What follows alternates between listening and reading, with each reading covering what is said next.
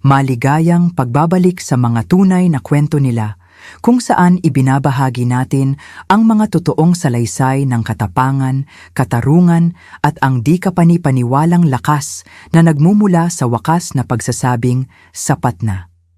Ako ang inyong host, at ngayon mayroon tayong kwentong magpapaisip sa inyo tungkol sa lahat ng inaakala ninyong alam ninyo tungkol sa katapatan ng pamilya at walang pasubaling pag-ibig. Ito ang kwento ni Maria Steven, isang 60 taong gulang na babae na gumugol ng mahigit 3 dekada sa pagsasakripisyo ng lahat para sa kanyang anak. Para lamang matuklasan na ang pag-ibig na walang hangganan ay hindi pag-ibig, kundi pagpapalambing lamang. At nang sa wakas ay marating ni Maria ang kanyang limitasyon, hindi lang siya nagbalos, siya ay naging malaya. Kung naranasan mo na ang pakiramdam na hindi pinapahalagahan ng mga taong pinakamamahal mo, kung nag-isip ka na kung ikaw ba ay masyadong mapagbigay o masyadong madaling magpatawad, ang kwentong ito ay para sa iyo. Ang paglalakbay ni Maria mula sa pagiging ina na sunod-sunuran patungo sa pagiging isang babaeng may kapangyarihan ay magpapakita sa iyo na hindi kailanman huli ang lahat para igiit ang respeto na nararapat sa iyo. Bago tayo magsimula, nais kong pindutin ninyo ang like button kung naniniwala kayong dapat managot ang mga tao sa kanilang mga ginagawa at mag-subscribe sa aming channel kung handa na kayong makarinig ng higit pang mga kwento ng mga ordinaryong tao na nakakahanap ng pambihirang lakas. Ang inyong suporta ay tumutulong sa amin na patuloy na ibahagi ang mga makapangyarihang testimonya ng katatagan at katarungan. Ngayon, himayin natin ang kwento ni Maria. Ngunit babalaan ko kayo, ang sinabi ng kanyang anak nang tumawag ang ospital tungkol sa kanyang halos kamatayan ay lubos na susubok sa inyo. Ito ay isang kwento ng pagtataksil, paggising at ang pinakamatamis na uri ng paghihiganti. Ang pamumuhay ng mabuti.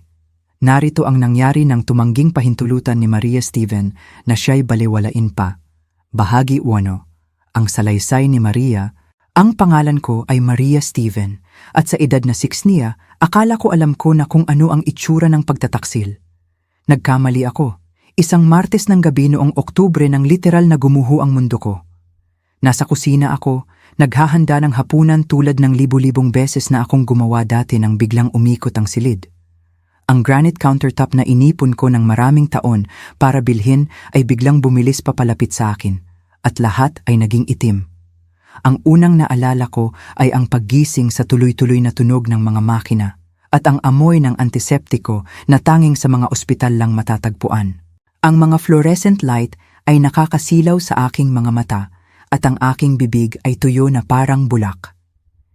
Isang nurse na may mabait na mga mata at pagod na mukha ang sumusuri sa akin. "Ginang Steven, naririnig niyo ba ako?" Sinubukan kong magsalita, ngunit nakagawa lang ako ng ungol. "Huwag niyo munang subukang magsalita. Ilang oras na kayong walang malay. Nagkaroon kayo ng malubhang cardiac episode. 2 beses na kayong halos mamatay." Ang mga salitang iyon ay tumama sa akin na parang malamig na tubig. Halos mamatay 2 beses. Kailangan nating kontakin ang inyong emergency contact, patuloy ng nurse habang sumisilip sa kanyang chart. Iyon ay ang inyong anak na si Jose. Jose? Ang aking nag-iisang anak? Ang batang lalaki na pinalaki ko mag-isa pagkatapos umalis ng kanyang ama noong siya 3 taong gulang. Ang binatang pinagtrabahuhan ko ng 3 trabaho para makapagtapos siya ng kolehiyo. Ang matagumpay na negosyante na ngayon ay nakatira sa isang mansyon sa kabilang bayan kasama ang kanyang asawa na si Sofia sa edad na 34. "Opo," bulong ko. "Pakitawagan po siya." Lumabas ang nurse at ako'y nakahiga sa tahimik na kawalan, inaalala ang 28 taon ng sakripisyo. 28 taon ng paglalagay ng kanyang mga pangangailangan bago ang sa akin. 28 taon ng paniniwala na pagdating ng panahon, naroon siya para sa akin tulad ng palagi kong naroon para sa kanya. Ang aking kahangalan. Sa pamamagitan ng manipis na mga dingding ng ospital, naririnig ko ang nurse sa telepono sa hallway. Propesyonal ang kanyang boses, ngunit kagyat. "Ginoong Steven, Ito si Nurse Jennifer mula sa St. Luke's Hospital. Ang inyong ina, si Maria Steven, ay narito. Nagkaroon siya ng malubhang cardiac event. At oo, Ginoo, ito ay napakaseryoso. Hindi sigurado ang mga doktor kung makakaligtas siya ngayong gabi. Ang aking heart monitor ay nagsimulang tumunog ng mas mabilis. Ito na, ang sandali kung kailan iiwan ng anak ko ang lahat at tatakbo patungo sa akin, ang sandali kung kailan ang lahat ng mga tao ng pag-ibig at sakripisyo ay magkakaroon ng kahulugan. Ngunit ang tinig na narinig ko sa telepono ay nagpatigas ng aking dugo. Makinig ka, busy ako. Dadalhin ko ang asawa ko sa Antonio's Restaurant. Alam mo ba kung gaano kahirap makakuha ng reservation doon? Bukod pa riyan, hindi na rin naman siya masyadong tatagal. Kung mamamatay siya, mamamatay siya. Tawagan mo ako bukas ng umaga kung buhay pa siya. Pinatay ang linya. Nakatingin ako sa mga tile ng kisame. Bawat salita ay umalingaw-ngaw sa aking isipan na parang isang sariling sentensya ng kamatayan. Busy ako. Hindi na rin naman siya masyadong tatagal. Kung mamamatay siya, mamamatay siya.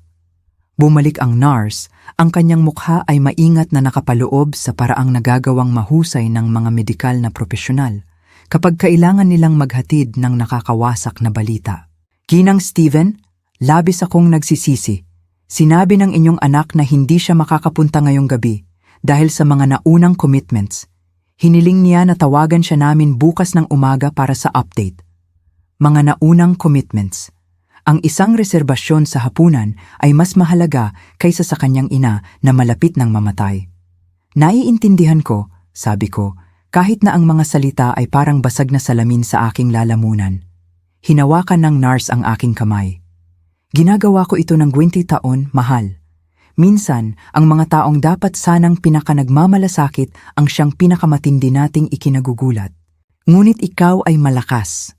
Mas malakas kaysa sa iyong alam. Malalampasan mo ito. Sa gabing iyon, habang ako'y nakahiga mag-isa sa kadiliman, kasama lamang ang mga makina bilang kasama, isang bagay ang nagbago sa loob ko. Ang Maria na gumugol ng halos 6 na dekada sa paglalagay ng iba sa unahan na nag-alay ng lahat para sa isang anak na walang utang na loob na tumanggap ng mga mumo ng pagmamahal na parang ito ay isang malaking handaan. Ang babaeng iyon ay namatay sa kama ng ospital na iyon. Ang lumabas ay isang ibang tao. Isang taong sa wakas ay nakaintindi na ang pag-ibig na walang paggalang ay manipulasyon lamang. Isang taong napagtanto na ang pagiging sunod-sunuran ay hindi kapareho ng pagiging isang mabuting ina. Isang taong malapit nang ipaalala sa kanyang anak na ang pagmamaliit sa isang babaeng wala nang natitira pa para mawala ay isang napakadelikadong pagkakamali. Habang ang mga monitor ay patuloy na tumutunog sa buong gabi, nagsimula akong magplano. Hindi para sa aking libing tulad ng inaasahan ni Jose, kundi para sa isang bagay na mas kasiya siya. Ang kanyang kumpletong pagbagsak. Pagdating ng umaga, hindi lang ako buhay. Ako ay gising sa mga paraan na hindi ko pa kailanman naramdaman. Bago natin ipagpatuloy ang kahangahangang paglalakbay ni Maria, nais kong ibahagi ang isang mahalagang bagay sa inyo. Kung narinig mo na ang sabi na ikaw ay masyadong matanda para magsimula muli, hayaan mong sabihin ko sa iyo na iyon ay kasinungalingan. Hindi pa tapos ang iyong kwento at marami ka pang kabanata na isusulat. Ang aming pinakamabentang libro, Pagbawi ng iyong kapayapaan pagkatapos ng sakit, ay puno ng simple at makapangyarihang mga hakbang upang matulungan kang gumaling, magtayo muli at mahalin muli ang buhay. Mag-click sa link sa description box at simulan ang iyong bagong simula ngayon. At kung ang kwento ni Maria ay tumatagos sa iyong puso, mangyaring pindutin ang like button at mag-subscribe sa aming channel. Ang inyong suporta ay tumutulong sa amin na patuloy na ibahagi ang mga makapangyarihang kwento ng katatagan at katarungan. Pagkatiwalaan niyo ako, hindi ninyo gugustuhing makaligtaan ang susunod na gagawin ni Maria. Bahagi 2. Nagsisimula na ang matamis na paghihiganti 7 araw pagkatapos. Lumabas ako ng St. Luke's Hospital sa aking sariling lakas at hindi ko pa kailanman naramdaman na mas buhay pa ako. Ang cardiac episode, tulad ng nalaman ko, ay dulot ng stress at pagkapagod mga taon ng pagtatrabaho ng husto at hindi kailanman inalagaan ang aking sariling pangangailangan. Sinabi ng mga doktor na ako'y mapalad. Sa ilang pagbabago sa pamumuhay at gamot, maaari akong mabuhay ng karagdagang 30 taon. 30 taon. Higit pa sa sapat na panahon para sa aking pinlano. Si Jose ay hindi dumalaw kahit isang beses sa buong linggo kong pananatili sa ospital. Hindi isang beses. Sinubukan ng mga nurse na itago ang kanilang pagkadismaya. Ngunit nakikita ko ito sa kanilang mga mata tuwing matatapos ang oras ng pagbisita at nananatiling walang laman ang aking kwarto. Ang ibang mga pasyente ay may mga bulaklak, mga lobo, mga miyembro ng pamilya na nagbabantay sa mga hindi komportabling upuan. Ako'y may mga medical chart at ang lumalaking galit na mas nag-aalab araw-araw. Sa ikatlong araw, nagpadala siya ng isang generic na Get Well Soon card mula sa gift shop ng ospital. Kahit walang personal na mensahe, tanging ang kanyang pirma lamang. Jose, hindi mahal kong anak, o anak na si Jose, kundi ang pangalan lamang niya, na parang pumipirma siya ng isang kontrata sa negosyo. Si Sofia ay hindi man lang nag-abala. Ngunit ang kanilang pagpapabaya ay isang regalo talaga. Binigyan ako nito ng oras para mag-isip, magplano, alalahanin kung sino talaga ang kinakaharap ko. Naalala ko ang gabi ng graduation ni Jose sa kolehiyo, kung paano ako nagtrabaho ng 3 trabaho para bayaran ang kanyang matrikula habang siya inagpi-party kasama ang mga fraternity brothers na hindi alam na ang kanilang nag-iisang ina ay naglilinis ng mga gusali ng opisina ng Ducone ng madaling araw para sa perang pambili ng kanilang beer. Naalala ko ang araw ng kanyang kasal kung saan malinaw na sinabi ni Sofia na ang aking presensya ay isang kahihiyan. Kung paano ako inilagay sa likuran, tinatrato na parang isang malayong kamag-anak sa halip na ang ina ng lalaking ikakasal. Kung paano nakalimutan ni Sofia na isama ako sa mga larawan ng pamilya, nagdadahilan na hindi ako maganda sa litrato sa aking off-the-rack na damit. Naalala ko ang lahat ng mga kaarawan pista at mga espesyal na okasyon kung saan ako'y naging huling iniisip mga oras na ako, hindi inimbita sa mga pagtitipon dahil akala ni Sofia ay masyado akong matanda o hindi ako makakasama sa kanilang grupo. Higit sa lahat, naisip ko ang pera. Sa loob ng 31 na taon, ako ang naging safety net ni Jose. Nang kailangan niya ng pera para sa down payment ng kanyang unang apartment, kumuha ako ng pangalawang mortgage. Nang gusto niyang simulan ang kanyang consulting business, niliquidate ko ang aking retirement account. Nang sila ni Sofia ay bumili ng kanilang mansyon, ako ang nag-cosign sa loan at nagbigay ng down payment mula sa aking life insurance policy. Sa aking huling gabi sa ospital, habang nakatingin ako sa labas ng bintana sa mga ilaw ng lungsod, nagpasya ako na babaguhin ang lahat. Akala ni Jose ay mahina ako. Akala niya ay maaari akong itapon. Akala niya ang tanging halaga ko ay ang perang kaya kong ibigay at ang mga problemang kaya kong solusyonan. Malapit na niyang malaman kung gaano siya kalayo sa katotohanan. Sinaunang umaga, ako'y na-discharge na may malinis na medical certificate at isang pusong puno ng layunin. Sumakay ako ng taxi pauwi sa aking maliit na 2 silid tulugan na bahay, ang bahay na dapat sanay nabayaran ko na ng ilang taon na ang nakalipas kung hindi ko ginastos ang isang kapalaran para suportahan ang aking anak na walang utang na loob. Ang unang ginawa ko ay maligo at isuot ang aking pinakamahusay na itim na suit, ang suot ko sa libing ng aking asawa, 15 taon na ang nakalipas. Sakto pa rin ito. At tila angkop ang kulay sa gagawin ko. Ang pangalawang ginawa ko ay tawagan ang aking bangko. First National, si Margaret po. Margaret, ako po si Maria Steven. Kailangan kong mag-schedule ng emergency meeting kay Mr. Patterson. Si James Patterson ang aking banker sa loob ng mahigit 20 taon. Nasaksihan niya ang aking pag-iipon ng bawat sentimo, na-approve niya ang bawat loan na kinuha ko para suportahan ang mga pangarap ni Jose. Alam niya kung ano ang naging kapalit ng aking mga financial sacrifices. Siyempre po, Ginang Steven, maayos po ba ang lahat? Lahat ay magiging perpekto na. Maaari po ba kayong magkita mamayang hapon? Talagang pwede, 2:00, perpekto po. Habang isinasara ko ang telepono, nasilayan ko ang aking refleksyon sa salamin sa hallway. Ang aking pilak na buhok ay nakaayos ng perpekto. Ang aking makeup ay walang kamali-mali sa kabila ng lahat ng aking pinagdaanan. Sa edad na 6 na, isa pa rin akong magandang babae. Isang bagay na nakalimutan ko sa lahat ng mga taon ng pagpapakaliit sa sarili para makibagay sa iba. Ang babaeng iyon sa salamin ay mukhang mapanganib. Mukha siyang isang taong tapos na sa pagmamaliit.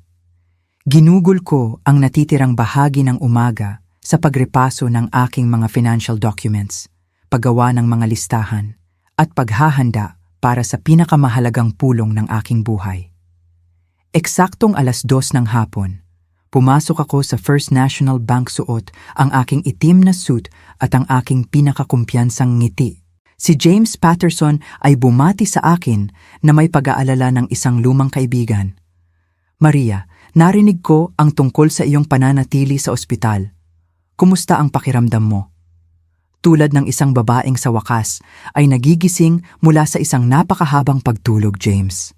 Mukha siyang naguguluhan, ngunit inakay ako sa kanyang opisina. Sa susunod na oras, sinuri namin ang aking mga account, ang aking mga pamumuhunan, ang aking mga ari-arian.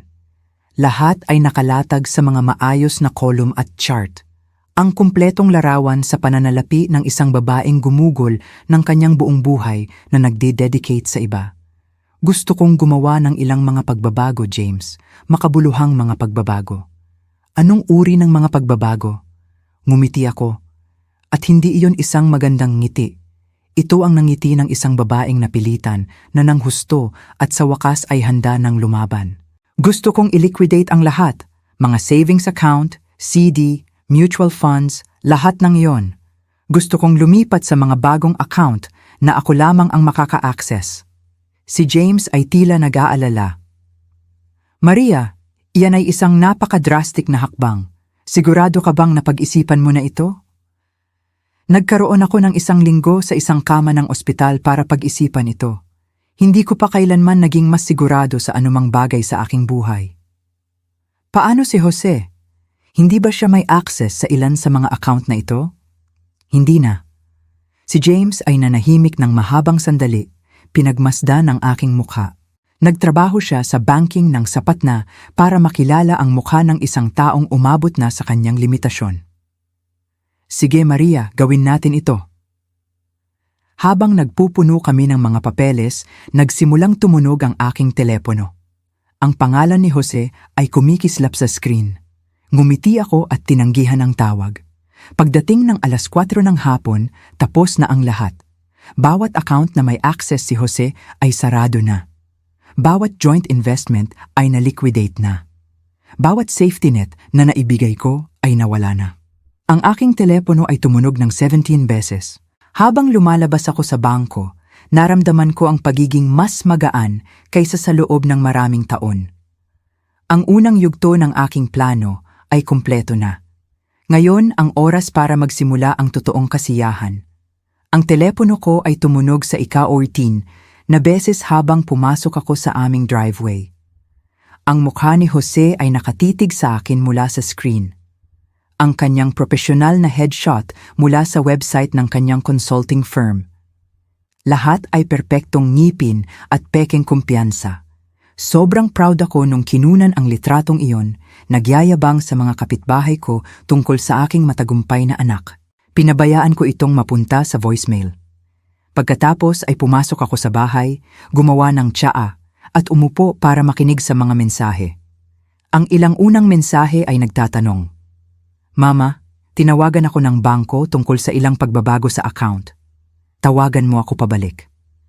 Sa mensahe 5, ang pagkalito ay naging pag-aalala. Mama, seryoso, kailangan mo akong tawagan. Sinasabi nila na isinara mo ang mga joint account namin.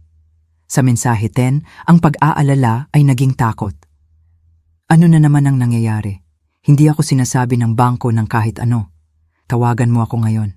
Ang pinakahuling mensahe ay purong desperasyon. Mama, please, hindi ko maintindihan ang nangyayari. Okay ka lang ba? Papunta na ako diyan. Sinuri ko ang timestamp.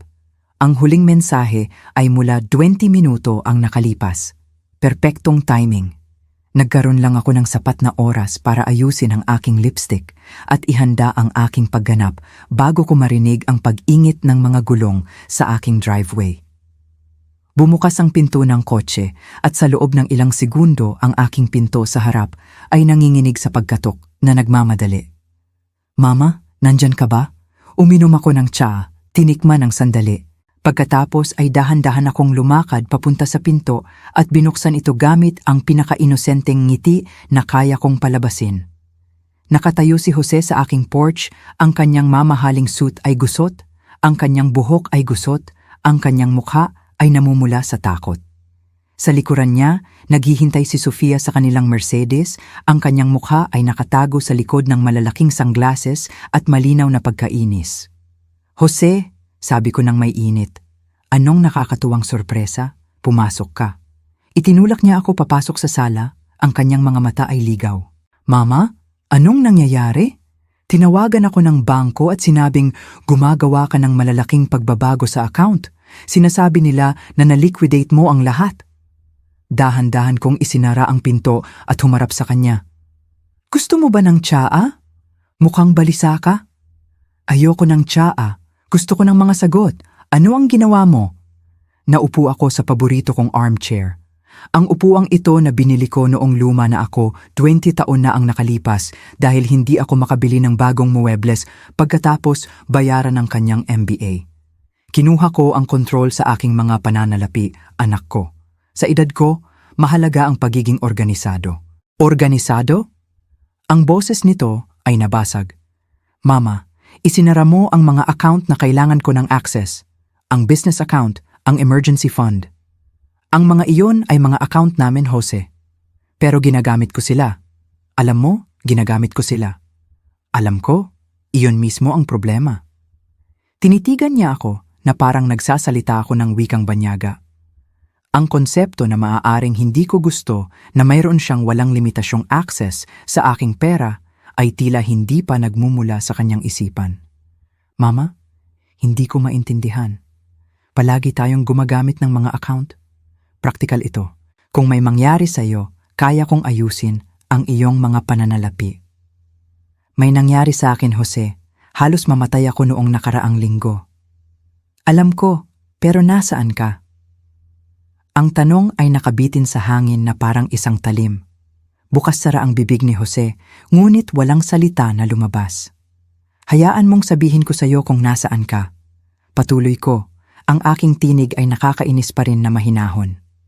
Nasa Antonios ka, tinatamasa ang $300 na hapunan habang ang iyong ina ay nakahiga ng mamamatay sa isang kama ng ospital.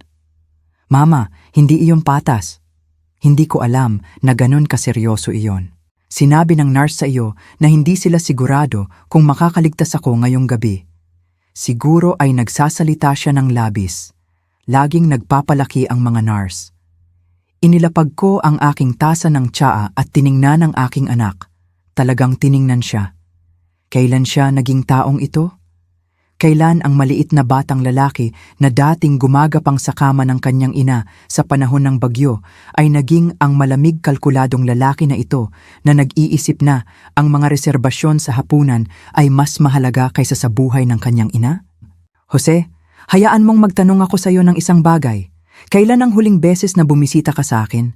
Hindi kapag kailangan mo ng isang bagay, hindi kapag gusto mo ng pera, kundi para lamang malaman kung kumusta ako. Siya ay hindi komportable. Busy ako sa negosyo. 8 na ang buwan, 8 buwan na mula nang tumapak ka sa bahay na ito, maliban kung kailangan mo ng isang bagay mula sa akin. Hindi iyon totoo. Totoo. Ang huling beses na nandito ka ay noong Pebrero, noong kailangan mo akong mag-cosign para sa bagong loan sa kotse ni Sofia. Malinaw na nasaktan ang alaala dahil umiling siya. Mama, hindi ka patas. Siya ba? Sapagkat nang tawagan ka ng ospital at sabihin sa iyo na maaari akong mamatay, ang iyong tugon ay, hindi na rin naman siya masyadong tatagal. Ang mukha ni Jose ay naging maputla. Paano mo? Sinabi ng nurse iyon sa iyo, kasama ang iba pa mong kaakit-akit na tugon tungkol sa pagiging masyadong abala para sa iyong ina na malapit nang mamatay. Nadatig ako. Hindi ko ito sinabi sa paraang narinig. Tumawa ako at ang tunog ay sapat na matalim para makahiwa ng salamin. Jose, mahal, ginugol mo ang 34 na taon upang ipakita sa akin kung sino ka talaga. Noong nakaraang linggo, sa wakas ay nagsimula akong maniwala sa iyo. Ano ang ibig sabihin niyan? Tumayo ako at naglakad papunta sa bintana, nakatingin sa labas ng buhay na itinayo ko mula sa wala. Ibig sabihin ay tapos na ako. Tapos na ang pagiging bangko mo. Tapos na ang pagiging safety net mo. Tapos na ang pagiging sunod-sunuran ng isang anak na napakaliit ng tingin sa akin, kaya hindi niya hahayaan ang hapagkainan para sa aking kamatayan. Mama, nag-o-overreact ka. Nag-o-overreact ba ako? Sabihin mo sa akin, Jose, ano ang unang naisip mo noong tumawag ang ospital, maging tapat? Siya ay tahimik ng mahabang sandali, pagkatapos ay tahimik. Naisip ko kung gaano hindi maginhawa ang timing. At ang pangalawa? Nag-isip ako kung na-update mo ba ang iyong kalooban kamakailan. Ang pag-amin ay nakabitin sa pagitan namin na parang ulap na nakakalason. Sa wakas, ang katotohanan, sabi ko ng mahina. Ang iyong ina na namamatay ay isang abala at ang iyong mana ay isang pag-aalala. Hindi isang beses mong naisip na sumugod sa akin. Hindi isang beses mong naisip na hawakan ang aking kamay o sabihing mahal kita. Naisip mo ang tungkol sa pera at timing. Mama, mahal kita. Hindi, Jose, mahal mo ang magagawa ko para sa iyo. Mahal mo ang aking bank account, ang aking mga co-signature, ang aking kagustuhang lutasin ang iyong mga problema gamit ang aking checkbook, ngunit hindi mo ako mahal. Bumaling ako upang harapin siya at sa unang pagkakataon sa kanyang buhay na adulto, ang aking anak ay tila tunay na natatakot. Ang mga account na kinatatakutan mong mabuti, nawala na ang mga iyon. Lumipat sa mga bagong bangko, bagong account number, bagong lahat. Ang mga credit card na ginagamit mo na konektado sa aking mga account, kinansela na. Ang loan sa kotse na pinirmahan ko para kay Sofia. Nakontak ko na ang bangko tungkol sa pagtanggal ng aking pangalan. Hindi mo magagawa iyan. Nagawa ko na. Si Jose ay umupo sa aking sofa. Ang kanyang ulo ay nasa kanyang mga kamay. Mama, bakit mo ginagawa ito? Alam kong nagkamali ako, ngunit hindi mo ako maaaring basta na lang putulin. Ang iyong negosyo ay nakadepende sa mga account na yon. Ang aming mortgage ay nakaback up ng iyong kredito. Ang buong buhay namin ay nakasalalay sa akin. Ang buong buhay mo ay nakasalalay sa akin at tinatrato mo ako na parang basura sa loob ng maraming taon dahil sa tingin mo ay palagi akong nandiyan upang linisin ang iyong mga kalat. Hindi iyon totoo, hindi ba? Sabihin mo sa akin, Jose, kailan ang huling beses na tinawagan mo ako para lang kumustahin? Kailan ang huling beses na inimbita mo ako sa hapunan? Kailan ang huling beses na isinama mo ako sa iyong buhay bilang anuman maliban sa isang pinansyal na mapagkukunan? Hindi siya makasagot dahil alam naming pareho ang katotohanan. Sa tingin ko, sabi ko, ngayon, iminumungkahi ko na umuwi ka at alamin kung paano mabuhay sa iyong aktwal na kakayahan sa halip na sa akin. Si Jose ay tumayo. Ang kanyang mukha ay pinaghalong takot at galit. Hindi mo ito magagawa. Lalabanan kita. Sasabihin kong hindi ka sapat ang kakayahan. Ika mo, Jose? Patunayan mo sa korte na hindi ako sapat ang kakayahan sa pag-iisip dahil sa wakas ay tumigil ako sa pagpapaalam sa iyo na magnakaw mula sa akin. Good luck dyan. Siya ay nagmamadaling tumakbo patungo sa pinto. Pagkatapos ay bumalik sa huling pagkakataon. Hindi pa ito tapos, Mama. Ngumiti ako, at ito ang pinakamalamig na ngiti ng aking buhay. Tama ka, mahal, hindi pa ito tapos. Nagsisimula pa lang. Pagkatapos niyang umalis, nagbuhos ako ng isang baso ng alak at umupo sa aking hardin, nanonood ng paglubog ng araw na nagpinta sa kalangitan sa mga kulay ginto at pula. Ang aking telepono ay nagbuzz ng isang text mula kay Sofia. Nakakainis, nagiging makasarili at malupit ka. Si Jose ay may pamilyang susuportahan. Pinura ko ang mensahe ng hindi sumasagot. Ang phase 1 ay kumpleto na. Alam na ni Jose na ang kanyang cash cow ay umalis na sa bakuran, ngunit nagsisimula pa lang ako. Sinaunang umaga, nagising ako na may kalinawan na hindi ko naramdaman sa loob ng maraming taon. Mas mahimbing ang tulog ko kaysa sa loob ng maraming buwan. Sa kabila, o marahil dahil sa kaguluhan na aking idinulot kahapon. Ang aking telepono ay nagpakita ng 37, hindi na sagot na tawag mula kay Jose at 12 text message na lalong naging desperado habang lumilipas ang gabi.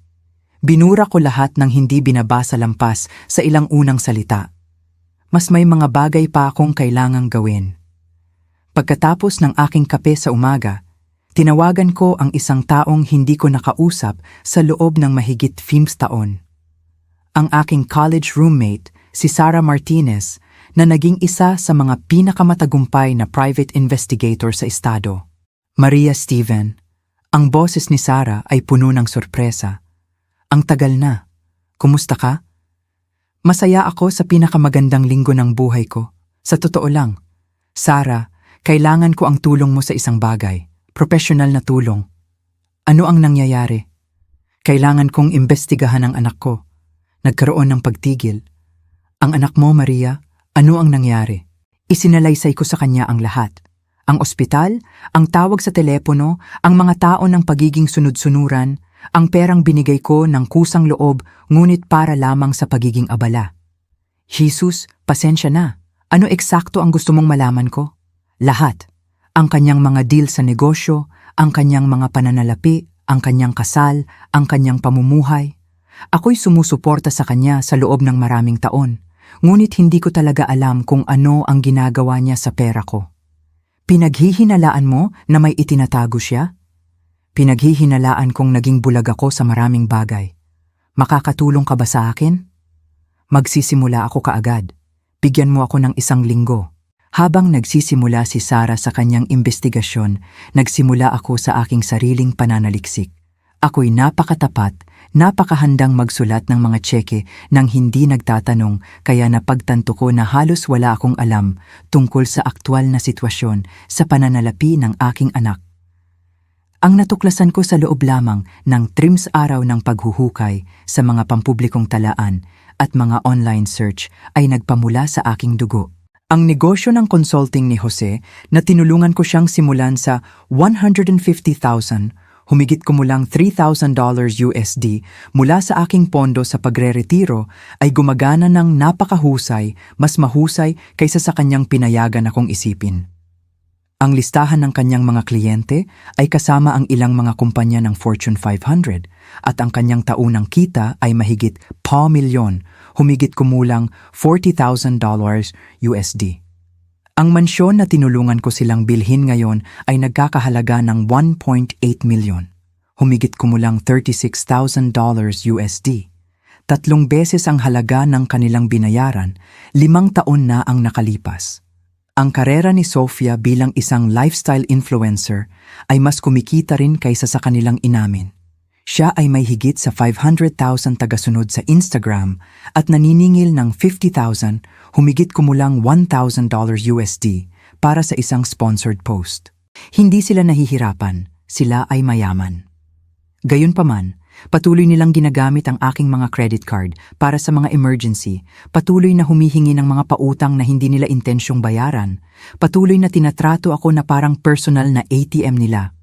Ngunit ang tunay na paghahayag ay dumating noong tiningnan ko ang kanilang mga social media account. Ang Instagram ni Sofia ay isang maingat na piniling showcase ng luho, mga designer handbag, mga kakaibang bakasyon, mamahaling mga restaurant, alahas na nagkakahalaga ng higit pa sa mga kotse ng karamihan ng tao. Bawat post ay nakatag sa mga pangalan ng designer at mga lokasyon na sumisigaw ng pera. Ang nakapagsama sa akin ay ang pag-unawa na ako ang nagbayad para sa karamihan nito. Nag-scroll ako sa mga buwan ng mga post. Nakikita ang aking pera na nabago sa nilalaman ng social media na idinisenyo upang pagselosan ng iba ang kanilang tagumpay. Hindi lang nila kinukuha ang aking pera. Sila ay nagpapakita nito habang nagpapanggap na sila ay self-made. Ngunit ang post na nagpatibok sa aking puso ay mula sa gabing ako ay nasa ospital. Nag-post si Sofia ng larawan ng kanilang hapunan sa Antonios. Date night sa pinakamagandang restaurant sa Manila. Minsan kailangan mong tratuhin ang sarili mo sa pinakamaganda. You blessed Charles Antonios, your date night, no filter needed.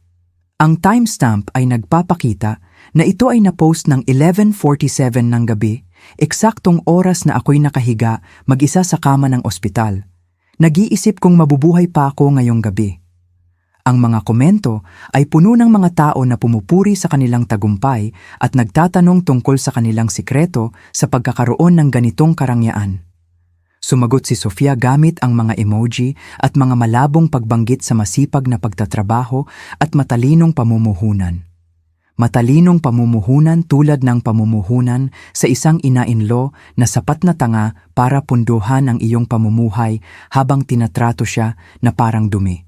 Nang tumawag si Sarah sa akin 1 linggo pagkatapos, ang kanyang boses ay mahigpit sa kontroladong galit. Maria, kailangan nating magkita ng personal. Ang nakita ko, hindi mo magugustuhan. Nagkita kami sa isang maliit na cafe sa downtown, parehong lugar kung saan kami madalas mag-aral para sa mga exams 35 taon na ang nakalipas. Si Sarah ay mukhang eksaktong tulad ng siya ay isang matagumpay na babae na hindi nagtitiis sa mga tanga. Ang kanyang pilak na buhok ay pinutol sa isang matalas na bob. Ang kanyang mga mata ay matalino at mabait at ang kanyang ekspresyon ay malungkot. Gaano kasama? Tanong ko bago pa siya makaupo. Mas masama kaysa sa inaakala mo. Binuksan niya ang isang file folder na makapal sa mga dokumento at larawan. Maria, ang anak mo ay hindi lang financially irresponsible. Aktibo kanyang niloloko. Ano ang ibig mong sabihin? Naalala mo ba ang emergency loan na binigay mo sa kanya noong nakaraang taon para sa kanyang negosyo? Ang 775,000 para sa mga mahahalagang kagamitan? Siyempre, sinabi niya na kailangan niya ng mga bagong computer at software. Si Sarah ay nag-slide ng isang larawan sa mesa. Nagpapakita ito ng Jose at Sofia na sumasakay sa isang pribadong jet. Lahat ay nakangiti at may mga designer na bagahe. Ito ay kinunan 3 araw pagkatapos mong ilipat ang pera. Ginamit nila ang iyong 775,000 para sa isang 2 linggong bakasyon sa Maldives. Napatingin ako sa larawan, pakiramdam ko'y nasusuka, ngunit nagbigay siya ng mga invoice para sa kagamitan. Peke. Napakagandang peke, ngunit peke pa rin. Hula ko, naghahanap siya ng taong gumagawa ng mga pekeng dokumentasyon para sa mga emergency na ito. Kumuha siya ng mas maraming larawan, mas maraming dokumento. Ang bawat isa ay isa pang kutsilyo sa aking likod. Ang mga medical bill para sa sinasabing operasyon ni Sofia. Nagkaroon siya ng elective cosmetic procedures, isang nose job, at breast augmentation. Ang krisis sa negosyo na nangangailangan ng agarang cash injection. Bumili sila ng vacation home sa Boracay, ang emergency sa buwis na nagbabanta sa kanyang negosyo. Bumili sila ng bangka. Maria, sa loob lamang ng nakaraang 3 taon, nagbigay ka ng mahigit 400,000, humigit kumulang $8,000 USD sa tingin mo ay mga emergency loan at business investments. Ginamit niya ang bawat sentimo para sa mga luxury items at lifestyle expenses. Pakiramdam ko'y lumulunod ako, ngunit tiyak na ang ilan doon ay napunta sa mga lehitimong gastos. Ilan? Ngunit Maria, ito ang talagang makakainis sa iyo. Sinabi niya sa mga tao, kabilang ang kanyang asawa, na ang perang ito ay nagmumula sa tagumpay ng kanyang negosyo. Inaako niya ang kredito para sa isang pamumuhay na ikaw ang nagpopondo. Ano ang ibig mong sabihin? Naglabas si Sarah ng kanyang telepono at ipinakita sa akin ang isang video. Ito si Jose na nagsasalita sa isang uri ng business conference. Ang susi sa tagumpay ay ang paggawa ng matalinong mga pamumuhunan at pamumuhay sa ilalim ng iyong kakayahan hanggang sa makakaya mong mamuhay ng higit pa rito. Kami ng aking asawa ay agresibong nag-ipon noong aming 20s at ngayon ay natatamasa namin ang bunga ng aming pagtatrabaho. Nanonood ako ng aking anak na inaako ang kredito para sa mga tagumpay na binili ng aking pera, Nanonood ng kanyang ipinakikilala ang kanyang sarili bilang isang self-made success story, habang ang kanyang audience ay pumapalakpak sa kanyang karunungan. Marami pa, sabi ni Sarah ng malumanay. Maria, ginagamit niya ang iyong kredito upang masigurado ang mga business loan. Ang iyong mahusay na credit rating ay nagsiguro ng financing na hindi niya kailanman makukuha ng mag-isa. Iyon ba ay legal? Sa technical, oo, dahil ikaw ay nag-cosign, ngunit sa moral, itinayo niya ang buong negosyo niya sa iyong pundasyon habang sinasabi sa lahat, kasama ka, na siya ay self-sufficient. Umupo ako pabalik sa aking upuan, na bigla sa laki ng pagtataksil. Hindi lang ito ang pera. Ito ang mga kasinungalingan, ang manipulasyon, ang kumpletong kawalan ng paggalang sa lahat ng aking isinakripisyo. Sarah, mayroon pa akong kailangang malaman. Ano iyon? Ang gabing ako'y nasa ospital, maaari mo bang alamin kung ano talaga ang kanilang ginagawa? Siya ay tahimik ng isang sandali. Maria, sigurado ka bang gusto mong malaman? Sigurado ako. Kumuha siya ng isa pang set ng mga larawan. Si Jose at Sofia sa Antonios na tumatawa at nagbubuhos ng champagne. Ang timestamp ay nagpapakita na ang mga ito ay kinunan sa eksaktong mga oras kung kailan ako inakikipaglaban para sa aking buhay. Ngunit hindi iyon ang pinakamasama. Ang pinakamasama ay ang babaeng kasama nila. Isang blonde, marahil 25, napakaganda sa paraang ang kabataan at pera lamang ang maaaring makamit. Siya ay nakaupo ng napakalapit kay Jose. Ang kanyang kamay ay nasa braso nito. Ang kanilang body language ay malapit at pamilyar. Sino siya? Tanong ko kahit na alam ko na. Ang pangalan niya ay Amanda Collins. Siya ay isang marketing consultant. At Maria, siya ay nakikipag-ugnayan kay Jose ng higit sa 1 taon. Ang huling piraso ng palaisipan ay nag-click sa lugar. Hindi lang ninanakaw ni Jose ang pera ko at nagsisinungaling tungkol dito. Niloloko niya ang kanyang asawa habang ginagamit ang aking pera para bayaran ang kanyang mga affair. Ang gabing iyon sa Antonios ay hindi isang romantikong hapunan kasama si Sofia. Ito ay si Jose, ang kanyang asawa, at ang kanyang mistress na nagdiriwang ng magkasama habang ang aking ina ay namamatay. Mayroon pa, sabi ni Sarah ng mahina. Alam ni Sofia ang tungkol sa affair. Alam niya. Hindi lang niya alam, okay lang sa kanya. Mukhang mayroon silang uri ng kasunduan. Napanatili niya ang kanyang pamumuhay at social status at siya ay nakakagawa ng kanyang gusto. Hanggat patuloy ang daloy ng pera, lahat ay masaya. Napatingin ako sa mga larawan ng aking anak, ang kanyang asawa at ang kanyang mistress. Lahat ay nakangiti at nagbubuhos ng baso habang ako'y nakikipaglaban para sa aking buhay. At naramdaman ko ang isang bagay sa loob ko ay naging yelo. Akala nila mahina ako. Akala nila tanga ako. Akala nila maaari akong itapon. Wala silang ideya kung ano ang kanilang ginising. Sarah, kailangan ko siyang ipagpatuloy ang investigasyon. Gusto kong malaman ang lahat. Bawat affair, bawat kasinungalingan, bawat sentimo na kanilang ninakaw. Gusto ko ng dokumentasyon ng lahat ng iyon. Ano ang iyong pinaplano? Ngumiti ako. At ito ang ngiti ng isang babaeng sa wakas ay nakita ng malinaw ang kanyang mga kaaway. Nagpaplano akong ipaalala sa aking anak na ang babaeng itinuring niyang namamatay at hindi mahalaga ay mayroon pa ring ilang mga trick sa kanyang manggas. Ang susunod na 2 linggo ang pinakaproduktibo sa aking buhay. Habang nagiiwan si Jose ng mga voicemail na lalong nagiging desperado at si Sofia ay nagpapadala ng mga passive-aggressive na text message tungkol sa aking malupit na pag-uugali ako, iabala sa pag-oorkestra ng kanilang pagbagsak na may katumpakan ng isang conductor na nangunguna sa isang symphony. Una, nagkita ulit ako kay James Patterson sa bangko. Sa pagkakataong ito, dala ko ang file ng investigasyon ni Sarah. James, kailangan kong magtanong tungkol sa mga loan at credit line na nakuha ni Jose gamit ang aking credit rating. Si James ay mukhang hindi komportable. Maria, ang mga iyon ay mga lehitimong financial instruments.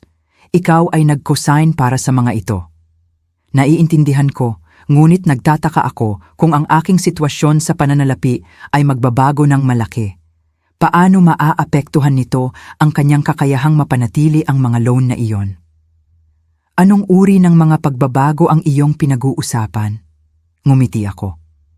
Hypothetically, kung ililipat ko ang aking mga ari-arian sa ibang bansa, o ilalagay ang mga ito sa isang trust o gagawa ng iba pang mga kaayusan na mag-aalis sa kanila mula sa aking ma-access na net worth, agad natatawagin ang mga loan niya. Ang mga bangko ay nangangailangan ng mga cosigner na mapanatili ang isang tiyak na antas ng liquidity.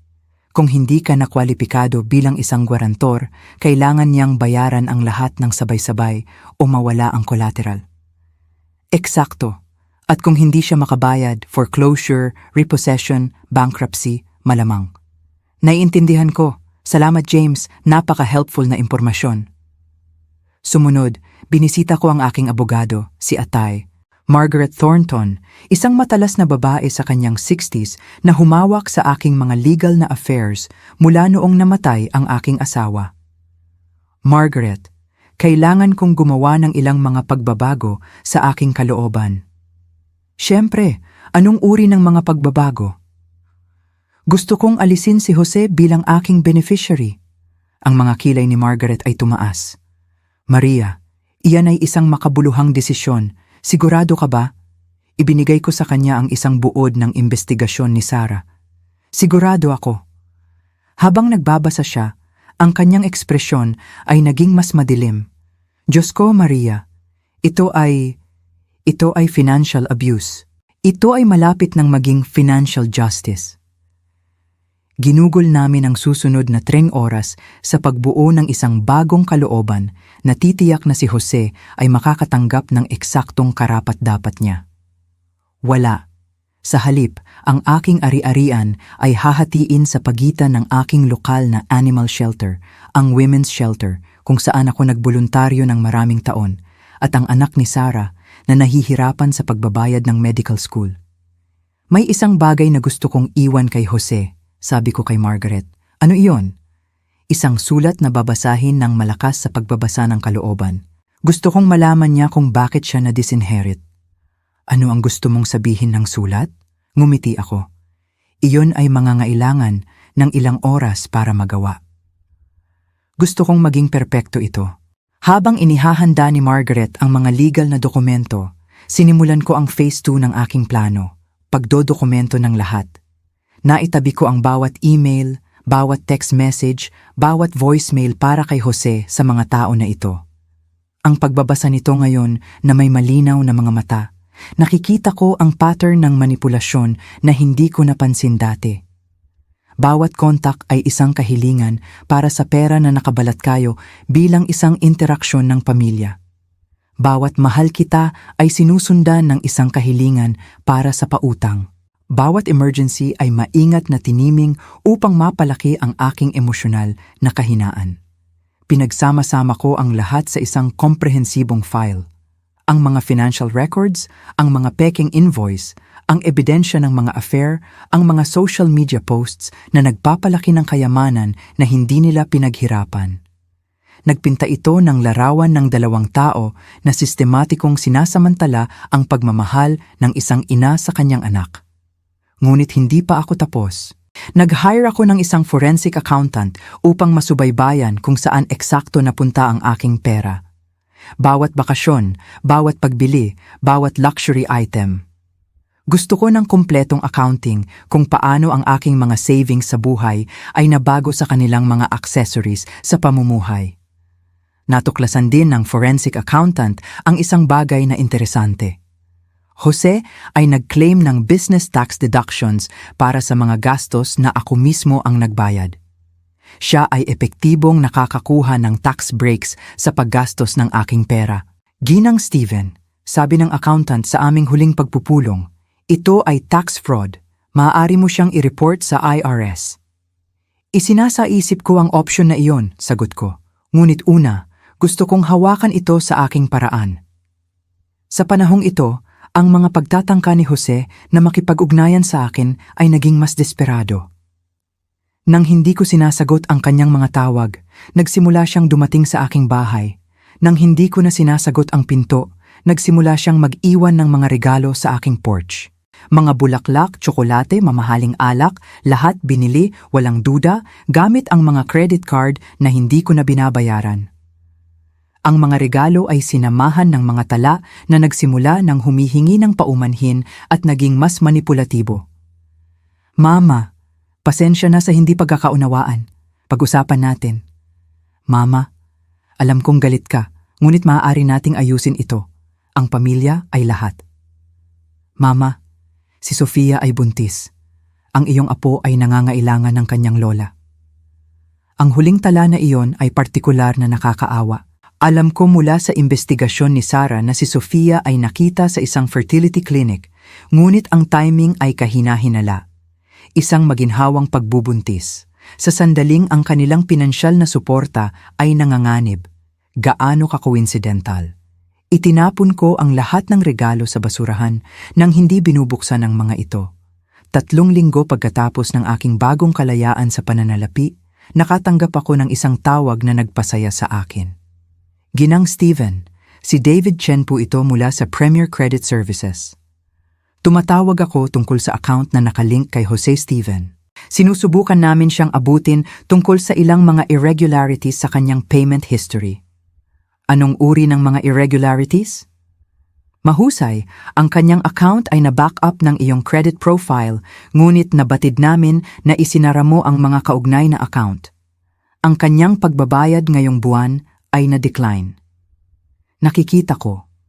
Kakailanganin niyang magbigay ng alternatibong mga kaayusan sa pagbabayad sa loob ng 7 araw o sisimulan namin ang mga pamamaraan sa pagkolekta. Tila problema niya iyon, hindi problema ko. Ginang, ikaw ang co-signer. Nang nakaraan, nakontak ko na ang lahat ng may katuturang institusyon tungkol sa pagtanggal ng aking pangalan mula sa kanyang mga obligasyon. Dapat ay natanggap mo na ang mga dokumentasyon. Nagkaroon ng pagtigil. Oo, natanggap namin iyon. Ginang, maaari ko bang itanong kung mayroong uri ng hindi pagkakaunawaan sa pamilya? Bata, bibigyan kita ng isang payo. Kapag may nagpakita sa iyo kung sino talaga sila, paniwalaan mo sila sa unang pagkakataon. Ang anak ko ay nagpakita sa akin ng eksaktong kung sino siya at sa wakas ay nakinig ako. Pagkatapos kong ibaba ang telepono, nagbuhos ako ng isang baso ng alak at tinawagan si Sarah. Kumusta ang investigasyon, Maria? Mayroon akong sapat na material para magsulat ng libro. Ang anak mo ay mas abala kaysa sa inakala ko. Ano ang ibig mong sabihin? Ang affair kay Amanda? Hindi iyon ang una niya. Nakahanap ako ng ebidensya ng hindi bababa sa 3 iba pang babae sa nakalipas na 2 taon. Napakasama ng pakiramdam ko, ngunit hindi ako nagulat. Ano pa? Sinabi niya sa bawat isa sa mga babaeng ito na siya ay nagdi-divorce. Mukhang nangako siyang iwanan si Sofia para sa hindi bababa sa 2 sa kanila. At alam ni Sofia at hindi niya ito pakialam, basta't siya ay discreet at patuloy ang pagdating ng pera. Ngunit Maria, narito ang kawili-wiling bahagi. Siya ay nagkaroon din ng sariling mga affair, 3 magkakaibang lalaki sa nakalipas na taon. Isa sa kanila ay asawa ng kanyang matalik na kaibigan. Umupo ako pabalik sa aking upuan, namangha sa lalim ng panlilinlang. Pareho silang nagtataksil. Mas gumaganda pa, ibinebenta nila ang ilan sa mga mamahaling regalo na ibinigay mo sa kanila. Naaalala mo ba ang Rolex na ibinigay mo kay Jose para sa kanyang kaarawan? Ibinenta niya ito at ginamit ang pera para sa isang weekend getaway kasama si Amanda. Ibinenta niya ang relo ng kanyang ama. Ang Rolex ay bago, Maria. Ngunit oo, ibinenta rin niya ang vintage watch ng iyong asawa. Ang ibinigay mo sa kanya noong siya'y nagtapos ng kolehiyo. Tumama iyon sa akin na parang pisikal na suntok. Ang relo ay ang pinakapiнаhahalagahang pag-aari ng aking asawa na ipinasa mula sa kanyang ama. Ibinigay ko ito kay Jose bilang simbolo ng pamana ng pamilya at pagmamahal. Ibinenta niya ito para sa patas na pera. Sarah, kailangan mong malaman kung saan niya ito ibinenta. Gusto ko itong maibalik. Nasa proseso na ako. Dapat mayroon akong impormasyon bukas. Ano pa ang kailangan kong malaman? Maria, sila ay nasa malubhang problema sa pananalapi. Kung wala ang iyong suporta, hindi nila mapapanatili ang kanilang pamumuhay. Ang negosyo ni Jose ay kumikita, ngunit hindi sapat upang masakop ang kanilang mga gastos. Namumuhay sila ng higit pa sa kanilang malaking kakayahan. Gaano katagal bago sila magkaroon ng tunay na problema? Nasa tunay na problema sila ngayon. Tinataya ko na mayroon silang humigit kumulang 6 na linggo bago sila magsimulang magbayad ng malalaking bayarin. Perpekto. Sa gabing iyon, nagawa ko ang isang bagay na hindi ko nagawa sa loob ng maraming taon. Lumabas ako para kumain ng mag-isa sa pinakamagandang restaurant sa bayan. Nagsuot ako ng aking pinakamahusay na damit, ang aking pinakamagandang alahas, at nagpakasawa ako sa lahat ng bagay na pinagkait ko sa aking sarili habang sinusuportahan ang kanilang marangyang pamumuhay. Ang pagkain ay napakasarap, ang serbisyo ay perpekto, at ang kasama ko, ako mismo, ay kasiya siya. Nagtagal ako sa alak at dessert, tinikman ang bawat kagat ng kalayaan. Habang ako'y umaalis, nakita ko ang isang pamilyar na mag-asawa sa isang sulok na mesa, si Jose at si Amanda, ang kanyang pinakabagong mistress. Sila ay nakasandal ng magkalapit, bumubulong ng matalik, ang kanyang kamay ay naglalambing sa braso nito. Mukha siyang stressed, mas matanda kaysa sa kanyang Tratonon Tower na taong gulang. Ang bigat ng kanyang bumabagsak na mundo ay makikita sa kanyang nakayukod na balikat. Hindi niya ako nakita, ngunit kumuha ako ng litrato gamit ang aking telepono, ebidensya para sa koleksyon. Sinaunang umaga, nakatanggap ako ng isang pakete mula kay Sarah. Sa loob nito ay ang relo ng aking asawa na nakuha mula sa pawn shop kung saan ibinenta ito ni Jose sa halagang mas mababa kaysa sa tunay na halaga nito. Hawak ko ito sa aking mga kamay, naaalala ang araw na ibinigay ko ito sa aking anak. Gaano ipinagmamalaki ang aking asawa na makita ang kanyang pamana na ipinasa sa susunod na henerasyon. Itinapon ni Jose ang pamana na iyon para sa presyo ng isang weekend kasama ang kanyang mistress. Habang isinusuot ko ang relo sa aking sariling pulso, gumawa ako ng desisyon. Ito na ang oras para sa huling yugto ng aking plano. Ito na ang oras para ipaalam kay Jose kung gaano siya kalaki ang problema. Ngunit una, mayroon pa akong isang sorpresa na aayusin. Ang sobre ay dumating sa opisina ni Jose noong Martes ng umaga na ihatid ng courier na may mga tagubilin na dapat itong pirmahan ng personal. Alam ko ito dahil nagbayad ako ng dagdag para sa tracking at confirmation. Sa loob ay isang larawan lamang at isang tala na nakasulat sa aking maingat na sulat kamay. Jose, naisip kong dapat mong malaman na ang iyong ina ay hindi kasing mahina o kasing bulag tulad ng iyong pinaniniwalaan. Ang ilang mga lihim ng pamilya ay mas mahirap itago kaysa sa iba. Mahal kita, Mama. P.S. Maganda si Amanda sa pula, sana sulit ang hapunan. Ang larawan ay ang larawang kinuha ko sa kanya kasama ang kanyang mistress sa restaurant. Malinaw at hindi mapag-aalinlanganang nakakahiya. Sa loob ng isang oras, ang aking telepono ay tumutunog. Hinayaan ko itong tumunog. Pagdating ng tanghali, si Jose ay muling kumakatok sa aking pinto sa harap. Mama, kailangan nating mag-usap? Talaga ba? Napakaganda. Pumasok ka. Sinundan niya ako sa sala, ang kanyang mukha ay maputla at desperado. Mama, tungkol sa larawang iyon. Aling larawan, mahal? Marami akong nakukuha ngayon. Alam mo kung aling larawan? Ang larawan ko at ang ipinadala mo sa aking opisina. Oh, ang larawang iyon. Oo. Hindi ba maganda? Pareho kayong mukhang masaya. Bagaman, kailangan kong sabihin, ang ilaw sa restaurant na yon ay hindi talaga nagbibigay hustisya sa kutis ni Amanda. Si Jose ay tumingin sa akin na parang siya'y nagkaroon ng pangalawang ulo. Ito ay hindi ang ina na alam niya. Ang babae na nagkunwaring hindi napapansin ang kanyang mga affair, na hindi kailanman hinarap siya tungkol sa anumang bagay, na sumipsip ng kanyang kalupitan na may paghihirap na katahimikan. Kailan mo nalaman ang tungkol kay Amanda partikular? Ilang linggo. Tungkol sa mga affair mo sa pangkalahatan? Mas matagal kaysa sa iyong iniisip. Mama, maaari akong magpaliwanag. Maaari mo ba? Ito ay magiging kawili-wili. Ipaliwanag mo sa akin kung paano ang isang lalaking masyadong abala para bisitahin ang kanyang ina na namamatay ay nakahanap ng oras para magpanatili ng maraming affair habang ginagamit ang pera ko para bayaran ang mga ito. Umupo siya ng mabigat sa aking sofa. Ito ay komplikado. Sigurado ako, hayaan mong pasimplihin ko para sa iyo. Ikaw ay isang sinungaling, isang manloloko at isang magnanakaw. Kumusta iyan bilang hindi komplikado? Mama, hindi mo naiintindihan. Naiintindihan ko. Alam ko na si Sofia ay mayroon ding mga affair. Alam ko na pareho kayong gumagamit ng pera ko para punduhan ang inyong hiwalay na mga romantikong pakikipagsapalaran habang nagpapanggap na isang masayang mag-asawa. Bumagsak ang bibig ni Jose. Paano mo posibleng malaman iyan, Jose? Mahal, ginugol mo ang mga taon sa pagtrato sa akin na parang tanga ako. Ang katotohanan ay, hindi ako tanga. Mahal ko lang ang ideya na may anak na nagmamalasakit sa akin. Ngunit ang mga private investigator ay hindi dumaranas ng mga maternal delusion. Sila ay nakikitungo sa mga katotohanan. Nag-hire ka ng private investigator.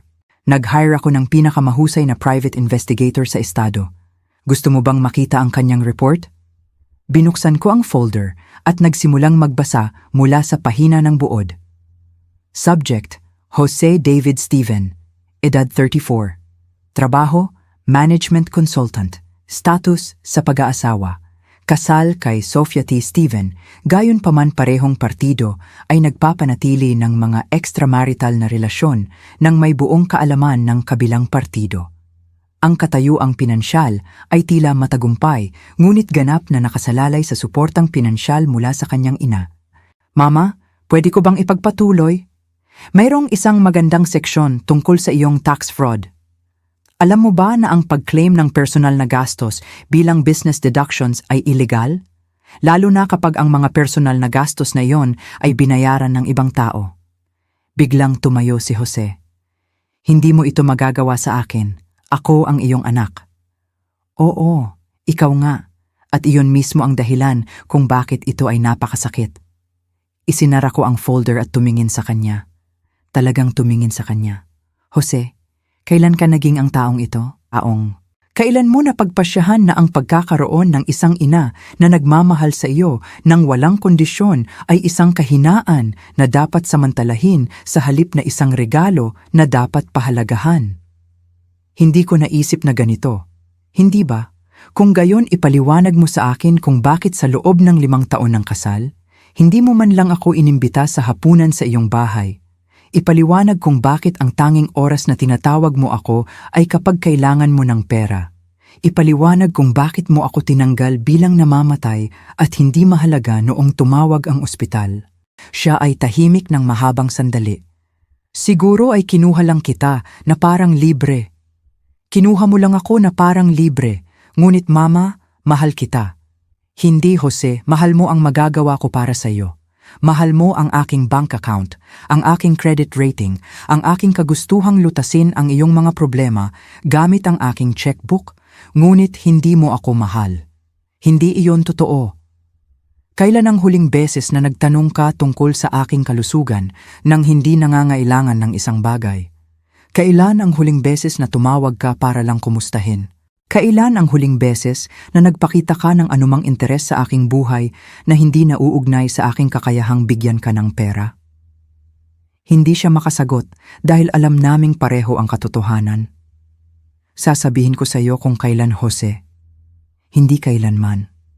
Sa buong buhay mong adulto, hindi mo man lang ako tinuring bilang isang tao na karapat-dapat sa pagmamahal at paggalang. Ako ay isang mapagkukunan na dapat pamahalaan, isang problema na dapat lutasin kapag ako ay naging isang abala. Kumuha ako ng aking telepono at pinakita sa kanya ang larawan ng kanyang pinakabagong regalo, isang mamahaling bouquet na iniwan niya sa aking porch kahapon. Kahit ngayon, kapag sinusubukan mong humingi ng paumanhin, ang iyong mga regalo ay generic at walang pag-iisip. Ang mga bulaklak na ito ay maganda, ngunit ito ang pinakakaunti kong gusto. Kung nagbayad ka man lang ng pansin sa akin bilang isang tao, sa halip na bilang isang mapagkukunan ng pondo. Sinusubukan kong ayusin ang mga bagay. Sinusubukan mo ba? O sinusubukan mong ibalik ang access sa aking pera? Dahil napansin ko na ang iyong pag-amin ay nagsimula eksakto noong natapos ang iyong access sa aking mga account. Ang composure ni Jose ay sa wakas ay nabasag. Sige na. Oo, kailangan ko ang pera. Iyon ba ang gusto mong marinig? Ang aking negosyo ay nakasalalay dito. Ang aking kasal ay nakasalalay dito. Ang buong buhay ko ay nakasalalay dito. Kung wala ang iyong suporta, mawawala ang lahat. Nandyan na, sabi ko ng mahina, ang katotohanan sa wakas. Mama, alam kong naging napakasamang anak ako, ngunit hindi mo ako maaaring basta na lang i-cut off. Gagawin ko ang mas mabuti. Nangangako akong magbabago. Mapapatunayan mo ba iyon? Paano? Kumuha ako ng isang pahina ng papel mula sa isang folder. Ito ay isang listahan ng bawat peking emergency, bawat fabricated crisis, bawat kasinungalingan na sinabi mo sa akin para makakuha ng pera sa nakalipas na 50 taon. Gusto kong dumaan ka sa bawat item at ipaliwanag sa akin kung para saan talaga ginamit ang pera. Tiningnan ni Jose ang listahan at pinanood ko ang kanyang mukha na nagpapalit-palit ng mga emosyon. Kahihiyan, galit, desperasyon, at sa wakas ay pagtanggap. Mama, hindi ko magagawa iyan. Bakit hindi? Dahil mapapatunayan nito na tama ka tungkol sa akin. Ang pag-amin ay nakabitin sa pagitan namin na parang isang pag-amin sa simbahan. Jose, alam ko na tama ako tungkol sa iyo. Ang tanong ay, kung may kakayahan ka bang kilalanin kung ano ang naging ikaw at gumawa ng isang bagay tungkol dito. Siya ay tahimik ng mahabang panahon, nakatingin sa listahan ng kanyang mga panlilinlang. Ano ang gusto mo mula sa akin? Tanong niya sa wakas. Gusto ko ang aking anak pabalik. Ang maliit na batang lalaki na dating gumagawa sa akin ng almusal sa kama sa araw ng mga ina. Ang teenager na sobrang proud noong nakuha niya ang unang trabaho niya. Ang binata na tumawag sa akin na umiiyak noong namatay ang kanyang ama dahil natatakot siyang hindi niya malalaman kung paano maging lalaki kung wala siya. Ang mga luha ay nagsisimulang mabuo sa mga mata ni Jose. Naalala ko ang taong iyon. Naaalala mo ba? Dahil hindi ko siya nakikita sa loob ng maraming taon. Ang nakikita ko lang ngayon ay isang estranghero na tinatrato ako na parang ATM na may kasamang hindi ka nais-nais na personalidad. Paano ko makukuha siya pabalik?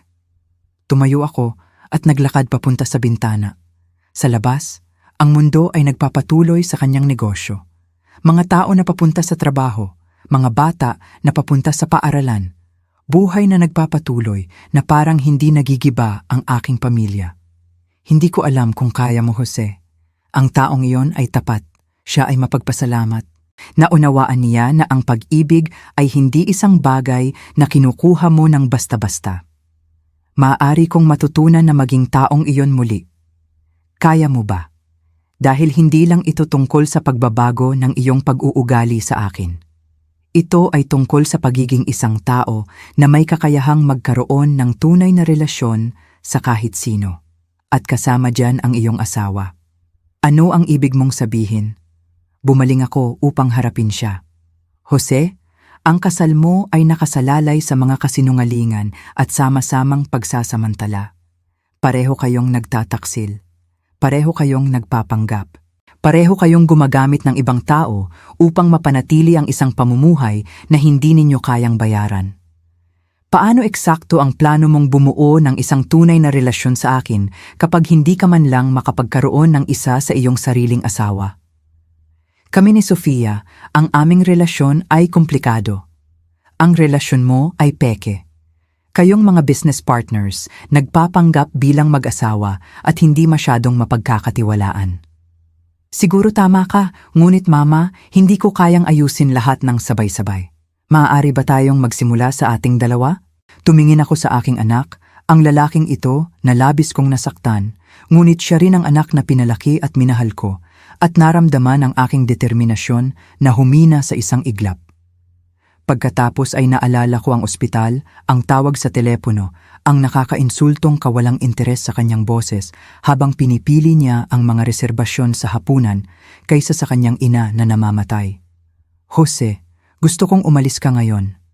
Mama, gusto kong umuwi ka at pag-isipan mong mabuti ang lalaki na naging ikaw. Gusto kong pag-isipan mo kung ano ang handa mong isakripisyo upang mabago iyon.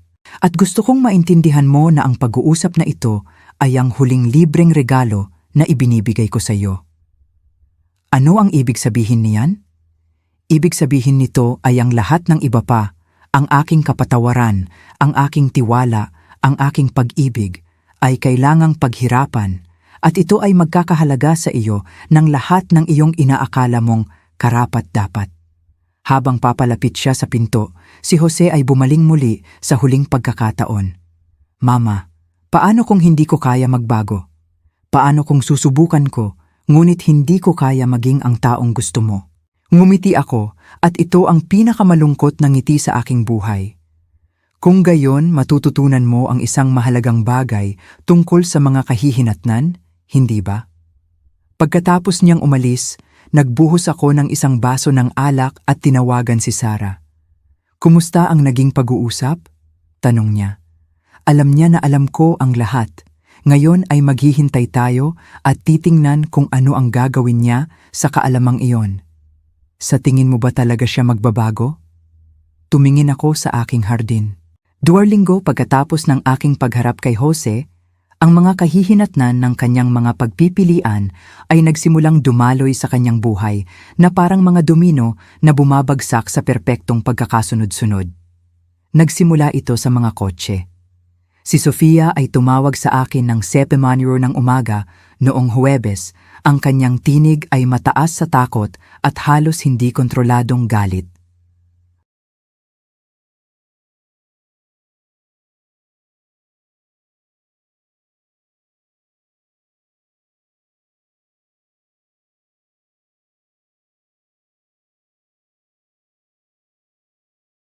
Huwag mo akong lokohin. Hinila nila ang kotse ko mula sa parking lot ng spa. May ideya ka ba kung gaano iyon nakakahiya? Naiisip ko na ito'y medyo nakakahiya, bagaman hindi ako sigurado kung bakit ka tumatawag sa akin tungkol dito. Dahil ikaw ay nag-co-sign para sa loan. Sinabi nila na ang garantor ay nagtanggal ng kanilang suporta, kaya ang buong balanse ay kailangan bayaran kaagad. Oo, tinanggal ko ang aking pangalan mula sa loan na iyon.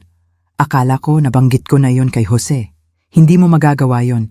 Kailangan namin ang kotse na iyon. Ngumiti ako, nagpuputol ng isang partikular na magandang puting rosas. Sofia, mahal, magagawa ko ang kahit anong gusto ko sa aking sariling kredito at sa aking sariling pera. Ang loan sa kotse ay nakadepende sa aking garantiya. Tinanggal ko ang aking garantiya. Ngunit ano ang aking dapat ipamaneho? Iyon ay sa pagitan mo at ng bangko ngayon, hindi ba? Maria, ito ay walang kabuluhan. Ikaw ay mapaghiganti at maliit. Ako ba? Sabihin mo sa akin, Sofia, kailan ang huling beses na nagpakita ka sa akin ng anumang kabaitan na hindi dahil sa pangangailangan ng isang bagay? May katahimikan sa kabilang linya. Naghihintay ako, patuloy ko. Isang pagkakataon ng tunay na pagmamahal o paggalang na hindi konektado sa kagustuhang ma-access ang aking mga mapagkukunan. Higit pang katahimikan. Akala ko, Sofia, gumugol ka ng may taon sa pagtrato sa akin na parang isang abala habang nabubuhay sa aking pera. Talaga bang inakala mong hindi magkakaroon ng mga kahihinatnan? Kukuha tayo ng isa pang loan sa kotse. Sa anong kredito? Ang kredito ni Jose ay malapit nang bumagsak ng husto, ngunit good luck diyan. Binaba ko ang telepono at bumalik sa aking mga rosas. Ang susunod na tawag ay mula kay Jose, 3 oras pagkatapos. Mama, tinawag na nila ang mga business loan. Tinawag ba nila? Nakakalungkot. Mama, hindi ito biro. Kung wala ang mga loan na iyon, hindi ko mapapanatili ang aking office lease. Hindi ko mababayaran ang aking mga empleyado. Hindi mo mapapanatili ang isang pamumuhay na hindi mo kailanman pinaghirapan. Oo, naiintindihan ko. Kailangan ko ang tulong mo. Hindi, Jose. Kailangan mong harapin ang katotohanan. Anong katotohanan? Ang katotohanan na ang tagumpay na itinayo sa pundasyon ng ibang tao ay hindi talaga tagumpay. Ito ay isa lamang komplikadong pagpapanggap. Mama, kung mawala ang negosyo, mawawala ang lahat. Hindi mo kailanman naging anuman, Jose. Nagkaroon ka ng access sa aking mga mapagkukunan na iyong inakala bilang iyong sariling kayamanan. Iyon ay mga napakamagkakaibang bagay. Babalik ko sa iyo. Babalik mo ang bawat sentimo. Gamit ang anong pera, ang iyong negosyo ay kumikita, ngunit hindi sapat upang suportahan ang pamumuhay na iyong pinapanatili. Kung wala ang aking mga subsidy, hindi mo kayang bayaran ang iyong mortgage, ang iyong mga kotse, ang iyong mga credit card, o ang mga ugali ni Sofia sa pamimili. May mahabang pagtigil. Gaano katagal mo na itong alam? Alam ang ano? Na kami ay namumuhay ng higit pa sa aming kakayahan. Naghihinala ako sa loob ng maraming taon, ngunit gusto kong maniwala na ang aking anak ay ang tagumpay na kanyang ipinapakilala. Mama, hindi ko kailanman inisip na ganito kalayo ang mararating nito. Ito ay lumabas sa kontrol. Hindi, Jose. Lumabas ka sa kontrol. Nagsimula kang maniwala sa sarili mong mga kasinungalingan tungkol sa pagiging self-made kapag lahat ng iyong nakuha ay itinayo sa aking sakripisyo. Ano ang gusto mong gawin ko? Gusto kong ibenta mo ang bahay. Ano? Narinig mo ako. Ibenta ang bahay, bayaran ang iyong mga utang at matutong mamuhay sa iyong aktwal na kakayahan. Ngunit saan kami titira? Sa parehong lugar kung saan nakatira ang milyon-milyong tao sa mga tirahan na kaya nilang bayaran. Mama, hindi ka siguro seryoso. Seryoso ako. Jose, ikaw ay 34 taong gulang. Panahon na upang matutunan mo ang pagkakaiba sa pagitan ng gusto mo at ng iyong kinita. Nagtapos ang pag-uusap sa paghangap ni Jose sa akin na marahil ay pinakamahusay. Sa loob ng isang linggo, pinanood ko ang kanilang mundo na gumuho sa pamamagitan ng kombinasyon ng surveillance ni Sarah at ang kanilang sariling aktibidad sa social media. Ang mga post ni Sofia sa Instagram ay naging mas desperado. Wala na ang mga kuha ng marangyang pamumuhay, pinalitan ng mga malabong post tungkol sa mga pansamantalang pagkaantala at mga hamon na nagpapalakas sa atin. Ang mga komento mula sa kanyang mga tagasunod ay nagpapakita. Nagsimula nang magtanong ang mga tao ng mga hindi komportabling katanungan tungkol sa kanilang biglaang pagbabago sa pamumuhay. Ang negosyo ni Jose ay nagsimulang mawalan ng kliyente. Ang mga salita ay mabilis na naglalakbay sa kanilang social circle at walang nakakasira sa reputasyon ng isang consultant na tulad ng kitang-kitang kawalan ng katatagan sa pananalapi. Kung hindi niya kayang pamahalaan ang sarili niyang pananalapi, bakit may maniniwala sa kanya sa kanila? Ngunit ang pinakakasiyasyang pag-unlad ay nagmula sa isang hindi inaasahang mapagkukunan. Tinawagan ako ni Sarah noong Biyernes ng hapon na halos hindi napigilan ang galak sa kanyang boses. Maria, magugustuhan mo ito. Anong nangyari? Ang matalik na kaibigan ni Sofia, si Stephanie, ay nalaman ang tungkol sa affair ni Sofia sa asawa nito. Halos masamid ako sa aking tsaa. Paano niya nalaman? Naging pabaya si Sofia. Gumagamit siya ng mga credit card ni Jose para sa kanyang mga affair mula nang kanselahin ang iyo. Nang hindi mabayaran ni Jose ang mga bill ng credit card, ang mga statement ay napunta sa koleksyon. Si Stephanie ay nagtatrabaho para sa collection agency. O Diyos ko, mas gumaganda pa. Nakilala ni Stephanie ang mga singil, mga hotel room, restaurant, spa treatment, lahat sa parehong araw na nagkunwaring nagbibigay lakad ang asawa niya para sa negosyo. Pinagsama niya ang 2 at 2. Ano ang gagawin niya? Nagsasampa siya ng diborsyo at tinutukoy niya si Sofia bilang kasabwat sa kaso ng pangangalunya. Nakaramdam ako ng isang pagtaas ng kasiyahan na hinaluan ng tunay na pakikiramay para kay Stephanie. Ang poor woman. Marami pa. Si Stephanie ay ang pinakamalaking kliyente rin ni Jose. Ang kanyang consulting firm ang humahawak sa lahat ng financial planning para sa negosyo ng pamilya nito. Hayaan mong hulaan ko, hindi na ngayon. Pinatalsik siya niya kaninang umaga sa harap ng kalahati ng country club. Kailangan kong humanga sa poetic justice ng sitwasyon. Ang affair ni Sofia na pinunduhan ng aking pera ay hindi lamang sumira sa kanyang pagkakaibigan, kundi pati na rin sa pinakakumikitang relasyon sa negosyo ni Jose. Paano nila hinahawakan ito? Hindi maayos. Sabi ng mga source ko ay nagkaroon sila ng sigawan sa kanilang driveway kagabi. Tinawagan ng mga kapitbahay ang pulis dahil inakala nilang sitwasyon ito ng domestic violence. Ito ba? Hindi. 2 tao lang ang nakakaunawa na ang kanilang bahay na gawa sa baraha ay bumabagsak at wala silang sinuman ang mapagbintangan, maliban sa kanilang sarili. Sa gabing iyon, nagpakasawa ako sa hapunan sa parehong restaurant kung saan ko nakita si Jose kasama ang kanyang mistress. Sa pagkakataong ito, umupo ako sa bar at nagtamasa ng isang kahanga-hangang pag-uusap sa bartender, isang batang lalaki na nagtatrabaho para makapagtapos ng batas. Habang ako'y umaalis, napansin ko ang isang pamilyar na figura sa sulok na booth, si Amanda Collins, ang mistress ni Jose. Ngunit sa pagkakataong ito, kasama niya ang ibang lalaki.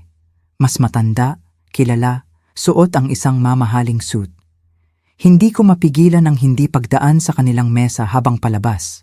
Amanda, sabi ko ng maliwanag, napakagandang makita ka ulit. Tumingala siya, nagulat at nalilito. Paumanhin, magkakilala ba tayo? Hindi formal, hindi, ngunit pakiramdam ko ay kilala kita ng mabuti. Ako si Maria Steven, ang ina ni Jose. Ang kulay ay umalis sa kanyang mukha. Ang kanyang kasama ay tumingin sa pagitan namin. Malinaw na nararamdaman ang tensyon, ngunit hindi nauunawaan ang pinagmulan nito. Gusto ko lang magpasalamat sa iyo. Patuloy ko, ang aking tinig ay kasing tamis ng pulot. Salamat sa pagtulong sa akin na maintindihan kung anong uri ng tao talaga ang aking anak. Ang iyong relasyon ay naging lubos na nagpapaliwanag. Ang bibig ni Amanda ay bumukas at sumara na parang isda. Nais ko lang na ang iyong gabi ay maging kaaya-aya, sabi ko sa kanilang dalawa. Bagaman dapat kong banggitin na si Jose ay maaaring medyo balisa kamakailan. Isang bagay tungkol sa mga paghihirap sa pananalapi. Sigurado akong pansamantala lang iyon. Naglakad ako palayo, iniwan si Amanda upang ipaliwanag sa kanyang bagong kaibigan kung bakit ang isang kakaibang babae ay nag-uusap tungkol sa mga problema sa pananalapi. Nang makauwi ako, natagpuan ko si Jose na nakaupo sa mga hakbang ng aking pintuan sa harap. Mukha siyang tumanda ng 1 dekada sa nakalipas na buwan. Ang kanyang mamahaling suit ay gusot, ang kanyang buhok ay gusot, ang kanyang mga mata ay pulang-pula dahil sa pagkapagod. Mama, kailangan nating mag-usap. Kailangan ba natin? Medyo gabi na, Jose. Please, 5 minuto. Binuksan ko ang aking pinto sa harap at ginawa siyang pumasok. Umupo kami sa aking sala, ang silid kung saan ko siya pinalaki, kung saan ko siya inaliw sa mga pagkabali ng puso at ipinagdiwang ang kanyang mga tagumpay kung saan ako naniwala sa kanya kahit matagal na matapos siyang hindi na karapat-dapat dito. Mama, nawawala ko ang lahat. Nawawala ka ba? Ang negosyo ay bumabagsak. Hindi namin kayang bayaran ang mortgage. Si Sofia ay nagsasalita tungkol sa diborsyo. Hindi ko alam ang gagawin. Tumingin ako sa aking anak, ang taong ito na si Rana, na gumugol ng mga taon sa pagkuha ng aking pagmamahal, na basta-basta at nakaramdam ng isang komplikadong halo ng mga emosyon, kalungkutan, galit, pagkadismaya, at nakatago ng malalim sa ilalim ng lahat. Ang namamagang pagmamahal ng isang ina na naaalala ang matamis na bata na siya noon. Jose, ano ang gusto mo mula sa akin? Gusto kong tulungan mo akong iligtas ang natitira. Bakit? Dahil ikaw ang aking anak. Anak mo ako kapag kailangan ko ng pera. Sa ibang mga oras, ako ay isa lamang abala na kinukonsinti mo. Hindi iyon totoo, hindi ba? Jose, maging tapat ka sa akin. At higit sa lahat, maging tapat ka sa iyong sarili. Kung hindi ako kailanman nagkaroon ng pera, kung ako ay isang mahirap na single mother na naghihirap para mabuhay, mas mabuti ba ang iyong pakikitungo sa akin? Siya ay tahimik ng mahabang panahon. Hindi ko alam, sabi niya sa wakas. Sa tingin ko alam mo At sa tingin ko, iyon ang problema. Ano ang gusto mong sabihin ko? Gusto kong sabihin mo ang katotohanan tungkol sa lahat. Tungkol sa kung bakit mo ako tinatrato ng ganito. Tungkol sa kung ano talaga ako sa'yo kumpara sa kung ano ang ibig sabihin ng pera ko sa'yo. Tungkol sa kung kaya mong mahalin ako nang walang insentibo sa pananalapi. Inilagay ni Jose ang kanyang ulo sa kanyang mga kamay. Hindi ko alam kung magagawa ko yon. Bakit hindi? Dahil natatakot ako sa kung ano ang ibubunyag ng katotohanan tungkol sa akin. Sa unang pagkakataon sa maraming buwan, naramdaman ko ang isang kislap ng pag-asa. Ang self-awareness ay ang unang hakbang tungo sa pagbabago. Jose, ang katotohanan ay naipahayag na. Ang iyong mga aksyon ay nagpakita sa akin ng eksakto kung sino ka. Ang tanong ay kung mayroon ka bang sapat na tapang na kilalanin ito at gumawa ng isang bagay tungkol dito. At kung sasabihin ko sa iyo ang katotohanan at susubukan kong magbago. At kung hindi, tumayo ako at naglakad papunta sa harap na pinto, binuksan ito. Kung gayon matutuklasan mo na ang ilang mga tulay, kapag nasunog na, ay hindi na kailanman muling maitatayo. Habang papalabas, si Jose ay bumalik muli. Mama, mahal mo pa rin ba ako? Tumingin ako sa lalaking ito na labis kong sinaktan na kumuha ng aking pagmamahal at binaluktot ito sa isang bagay na pangit na nagpababa sa akin, sa isang pinagmumula ng pondo, sa halip na isang tao na karapat-dapat sa paggalang. Mahal ko ang batang ikaw noon, sabi ko ng mahina. Kung mahal ko pa ang lalaki na naging ikaw ay kailangang makita pa. Pagkatapos niyang umalis, gumawa ako ng isang tasa ng tsaa at umupo sa aking hardin sa ilalim ng mga bituin. Bukas ay gagawin ko ang huling hakbang sa aking plano. Bukas, malalaman ni Jose ang buong lawak ng mga kahihinatnan na kanyang nakuha. Ngunit ngayong gabi, pinayagan ko ang sarili ko ng isang sandali ng pagluluksa para sa relasyon na nawala sa amin at sa hindi tiyak na pag-asa na maaari pa rin itong mailigtas sa kung paano man. Sinaunang umaga, nagising ako na may pakiramdam ng layunin na halos kasing init ng kuryente. Ngayon ang araw na ipapakita ko kay Jose ang kumpletong larawan kung ano ang ginawa niya sa akin at kung ano ang handa kong gawin tungkol dito. Maayos akong nagbihis sa aking pinakamahusay na navy blue suit, ang suot ko sa mga importanteng business meeting noong nagtatrabaho pa ako. Gusto kong magmukhang propesyonal, makapangyarihan, hindi matitinag. Nag-apply ako ng makeup ng may katumpakan, inayos ang aking pilak na buhok ng perpekto, at pinili ang aking pinakaeleganteng alahas. Kung sisirain ko man ang mundo ng aking anak, gagawin ko ito na mukhang ang formidable na babae na ako sa loob ng lahat ng panahon sa ilalim ng accommodating na panlabas na ina.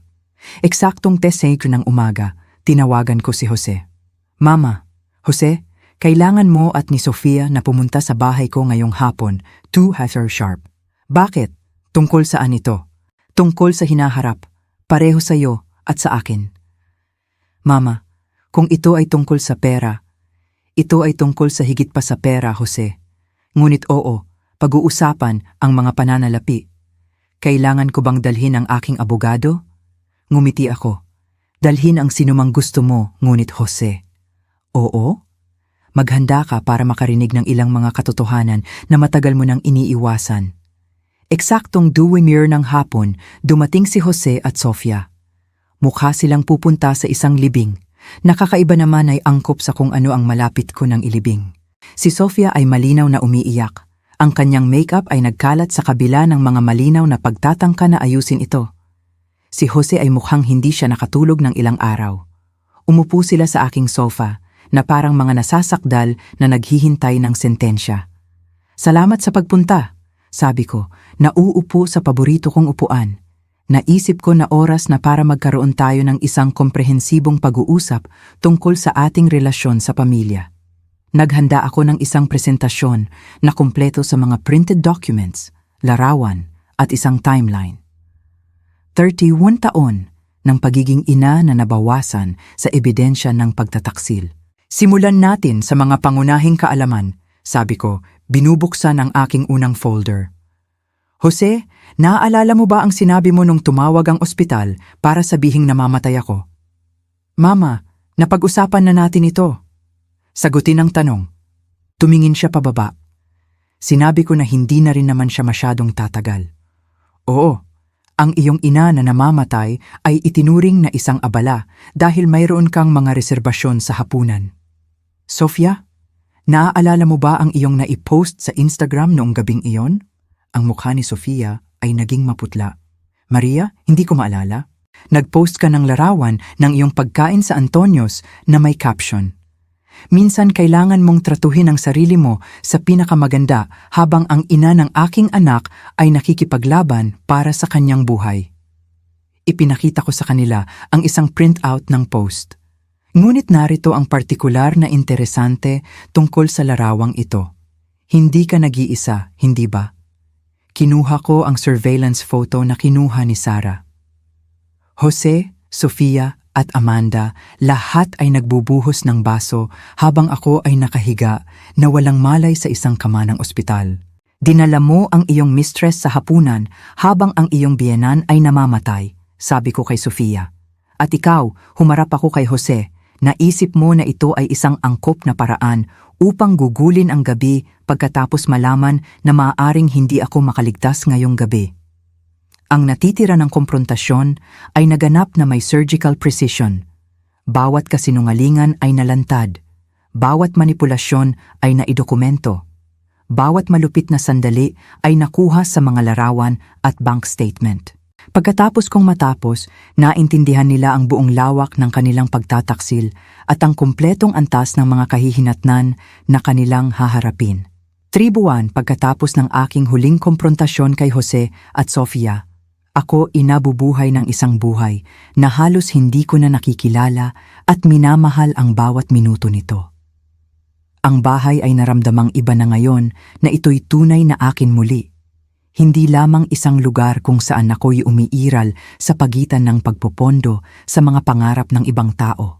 Naredecorate ko ang sala, bumili ng bagong muebles sa unang pagkakataon sa loob ng ilang dekada, at ginawa ang lumang kwarto ni Jose na isang magandang home office kung saan ako nagsusulat ng aking memoir. Oo, nagsusulat ako ng libro. Sa edad na 16, nagpasya akong idokumento ang aking paglalakbay mula sa pagiging sunod-sunuran patungo sa pagiging self-advocate. Umaasa na ito ay makakatulong sa ibang mga kababaihan na makilala kung kailan sila inaabuso sa pananalapi at emosyonal ng kanilang sariling mga pamilya. Ang aking mga umaga ngayon ay nagsisimula sa yoga sa aking sunroom, na sinusundan ng kape sa aking hardin habang pinaplano ko ang aking araw. Sumali ako sa isang book club, nagsimulang kumuha ng mga klase sa pagpipinta, at nagsimulang magboluntaryo sa women's shelter 3 araw sa isang linggo. Sa unang pagkakataon sa loob ng maraming dekada, ang aking schedule ay akin na. Ngunit ang pinakakasiyasyang pagbabago ay pinansyal. Nang wala na si Jose at Sofia na nagpapalubha sa aking mga mapagkukunan, hindi lamang ako komportable, ako'y nagiging masagana. Ang perang aking pinapadaloy upang punduhan ang kanilang pamumuhay ay ngayon ay ini-invest, iniipon at paminsan-minsan ay ginagastos sa mga bagay na nagdudulot sa akin ng kagalakan. Bumili ako ng bagong kotse, isang magandang pilak na BMW na aking minamaneho nang nakabukas ang mga bintana at malakas ang musika, pakiramdam tulad ng isang teenager muli. Naglakbay ako sa Alaska, isang bagay na pinangarap kong gawin kasama ang aking yumaong asawa, ngunit hindi ko kailanman nagawang bayaran dahil palaging may ibang emergency na nangangailangan ng aking ipon. Higit sa lahat, nag-hire ako ng isang housekeeper, isang gardener at isang personal shopper. Kung sina Jose at Sofia ay maaaring mamuhay na parang royalty gamit ang aking pera, nagpasya ako na tiyak na kaya kong tratuhin ang aking sarili na parang reyna ng aking sariling domain. Ang mga tawag sa telepono ay tumigil pagkatapos ng unang buwan. Ang mga desperadong pagtatangka ni Jose na makipag-ugnayan ay nabawasan mula sa araw-araw patungo sa lingguhan, patungo sa wala na. Alam ko mula sa patuloy na surveillance ni Sarah na sila'y nahihirapan. Ang bahay ay nasa foreclosure. Si Sofia ay napilitang kumuha ng aktwal na trabaho, At ang negosyo ni Jose ay halos nakakaligtas na lamang na may kakaunting kliyente na hindi pa nakarinig tungkol sa kanyang mga financial scandals. Wala akong naramdamang pagsisisi tungkol sa kanilang sitwasyon. Sila ay simpleng nakakaranas ng mga natural na kahihinatnan ng kanilang mga pinili nang walang aking panghihimasok. Ngunit noong Martes ng umaga noong Enero, ang aking mapayapang routine ay nagambala ng isang hindi inaasahang bisita. Ako'y nasa aking hardin, nagpaplano ng mga tanim sa tagsibol nang marinig ko ang doorbell. Sa pamamagitan ng security camera na aking inilagay, nakita ko ang isang babae na hindi ko nakikilala. Blonde, maayos ang pananamit, marahil nasa edad 40. Binuksan ko ang pinto at natagpuan si Amanda Collins, ang dating mistress ni Jose, na nakatayo sa aking porch na may mga luha sa kanyang mga mata. Ginang Steven, ako si Amanda. Sa tingin ko, kilala niyo ako. Kilala ko. Ano ang maipaglilingkod ko sa iyo, mahal? Maaari ba akong pumasok? Kailangan kong makipag-usap sa iyo tungkol kay Jose. Pinag-isipan ko ito sandali. Ang pag-usisa ay nanalo sa pag-iingat. Mangyaring pumasok. Naupo si Amanda sa upuan sa aking sala, tumitingin sa paligid na may malinaw na pagpapahalaga sa eleganteng dekorasyon. Maganda ang iyong tahanan. Salamat, kamakailan lamang ay nagre-decorate ako. Kapag hindi mo na pinupunduhan ang pamumuhay ng iba, mamamangha ka kung gaano karaming pera ang mayroon ka para sa iyong sariling kaginhawahan. Si Amanda ay umungol. Ginang Steven, kailangan kong malaman mo na wala akong ideya na ginagamit ni Jose ang iyong pera para sa ating relasyon. Hindi mo ba? Siya'y walang trabaho sa loob ng 2 buwan noong nakaraang taon, ngunit patuloy na nagdadala sa iyo sa mga mamahaling bakasyon. Hindi mo ba naisip kung saan nagmumula ang pera? Sinabi niya na mayroon siyang pera ng pamilya. Sinabi niya na kayo ay mayaman at na nalulugod kang tulungan siya. Tumawa ako, ngunit hindi iyon masayang tunog. Nalulugod na tulungan siya? Oo, nakikita ko kung paano niya iyon sasabihin. Ginang Steven, narito ako dahil gusto kong malaman mo ang katotohanan tungkol sa nangyari noong gabing iyon. Aling gabi? Ang gabing ikaw ay nasa ospital. Sinabi ni Jose sa akin na maayos ang kanyang ina, na ito ay mga routine tests lamang. Sinabi niya na iginiit mo na panatilihin namin ang aming mga plano sa hapunan dahil hindi mo siya gustong mag-alala. Inilapag ko ang aking tasa ng tsaa at maingat na tiningnan si Amanda. Magpatuloy ka. Nang nalaman ko kalaunan kung ano talaga ang nangyari, na halos mamatay ka at si Jose ay nagsinungaling sa akin tungkol dito, agad kong tinapos ang aming relasyon. Kailan mo nalaman?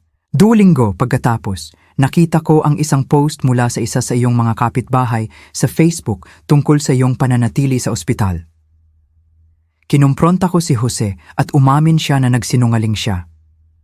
At ano ang naramdaman mo tungkol doon? Nabasag ang composure ni Amanda. Naramdaman kong nasusuka.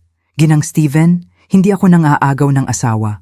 Akala ko si Jose ay hiwalay na patungo sa diborsyo. Sinabi niya sa akin na ang kanyang kasal ay isa lamang business arrangement at na sinusuportahan mo ang kanyang desisyon na makahanap ng kaligayahan sa ibang lugar. Lahat ay kasinungalingan. Lahat ay kasinungalingan. Nang mapagtanto ko kung anong uri ng lalaki ang aking kasama, ako'y natakot. Anuman ang aking nararamdaman tungkol sa kanya, hindi ko kailanman ipagpapatuloy ang pakikipagkita sa isang taong kayang isantabi ang kanyang ina na namamatay para sa isang dinner date. Sinuri ko ang mukha ni Amanda, naghahanap ng mga palatandaan ng panlilinlang.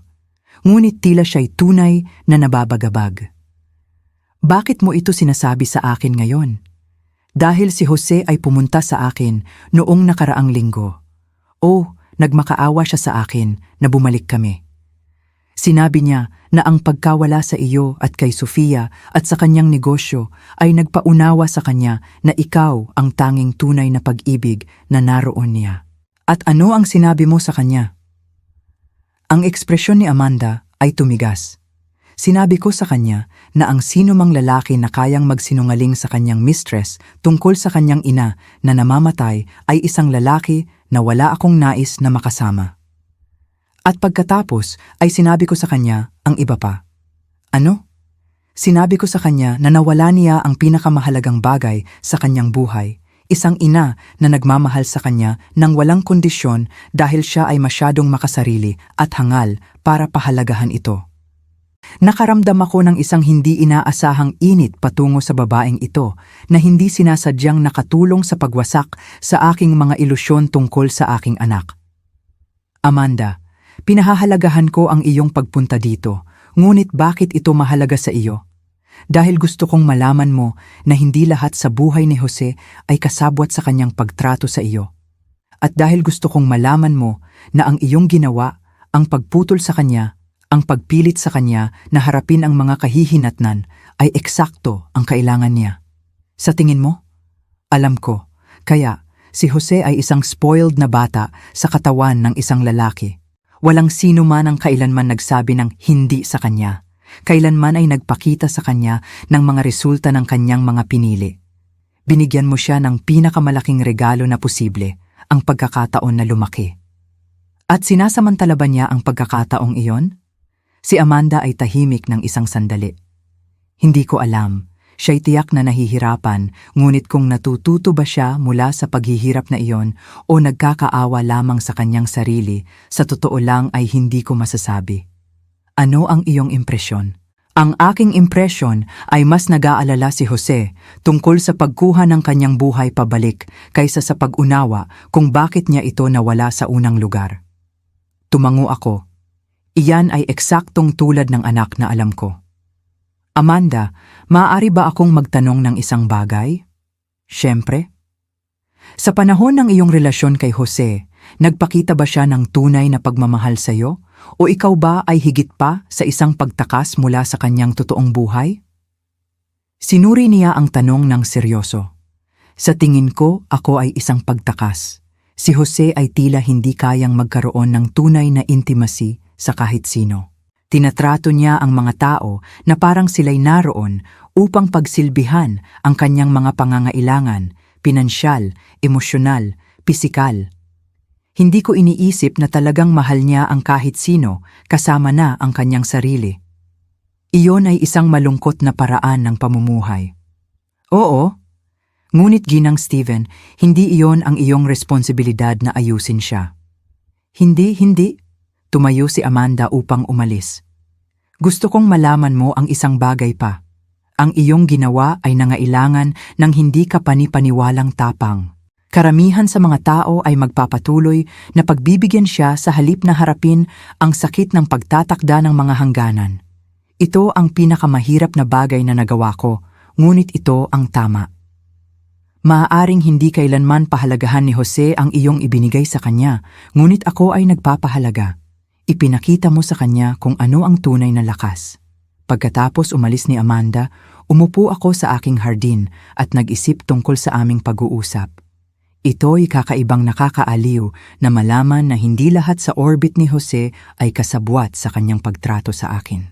Ngunit ang pinakanagpakilos sa akin ay ang obserbasyon ni Amanda na mas nag-aalala si Jose tungkol sa pagkuha ng kanyang buhay pabalik kaysa sa pag-unawa kung bakit niya ito nawala. Sa gabing iyon, nakatanggap ako ng isang tawag na nagpatunay sa kanyang punto. Mama, Jose! Ang boses niya ay maliit na talo. Hello, Jose. Mama, kailangan ko ng tulong. Anong uri ng tulong? Financial help.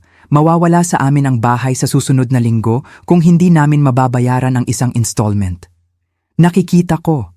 Alam kong galit ka sa akin, ngunit mangyaring kahit isang beses lang babayaran kita. Nangangako ako. Jose, natutunan mo ba ang anuman mula sa nakaraang 3 na buwan? Natutunan ko na hindi ako mabubuhay kung wala ang suporta mo. Hindi iyon ang ibig kong sabihin. Kung gayon, ano ang ibig mong sabihin? Ang ibig kong sabihin ay natutunan mo ba kung bakit ko binawi ang aking suporta? Nagkaroon ka ba ng pag-unawa sa iyong pag-uugali at kung paano ito nakaapekto sa akin? May mahabang pagtigil. Mama, alam kong hindi ako ang pinakamahusay na anak. Huwag! Basta huwag! Ano? Jose, ginagawa mo na naman yan. Minamaliit mo ang iyong pag-uugali, iniiwasan mo ang responsibilidad at sinusubukan mong manipulahin ako para makaramdam ako ng awa sa iyo. Hindi ako sumusubok na manipulahin ka, hindi ba? Tinatawagan mo ako para humingi ng pera nang hindi isang beses man na kinikilala ang pinsalang na idulot mo. Hindi ka humingi ng paumanhin, hindi ka nagpakita ng anumang tunay na pagsisisi, at hindi ka nagpakita ng anumang pag-unawa kung bakit ginawa ko ang mga desisyon na ginawa ko. Mama, nag-overreact ka. Biniting ko ang tawag. May paminuto pagkatapos, tumawag siya pabalik. Mama, huwag mong bitinin. Bigyan mo ako ng isang dahilan kung bakit hindi ko dapat. Dahil mahal kita, Jose. Hindi mo ako mahal. Mahal mo ang magagawa ko para sa iyo at hanggang sa maintindihan mo ang pagkakaiba, wala tayong pag-uusapan. Muli kong binaba ang telepono at pinatay ito. Sinaunang umaga, nagising ako at nakakita ng isang sobre na nakasuksok sa ilalim ng aking pinto sa harap. Sa loob ay isang sulat kamay na sulat mula kay Jose. 5 pahina ng maliit, desperadong sulat kamay. Mama, nakaupo ako sa aking kotse sa labas ng iyong bahay sa loob ng 3 oras. Sinusubukang kunin ang lakas ng loob na kumatok sa iyong pinto. Alam kong hindi mo ako makikita, kaya isinusulat ko ito sa halip. Tama ka sa lahat. Tama ka na hindi ko talaga mahal ang iyong pagmamahal. Hindi sa paraang dapat magmahal ang isang anak sa kanyang ina. Mahal ko ang kinakatawan mo.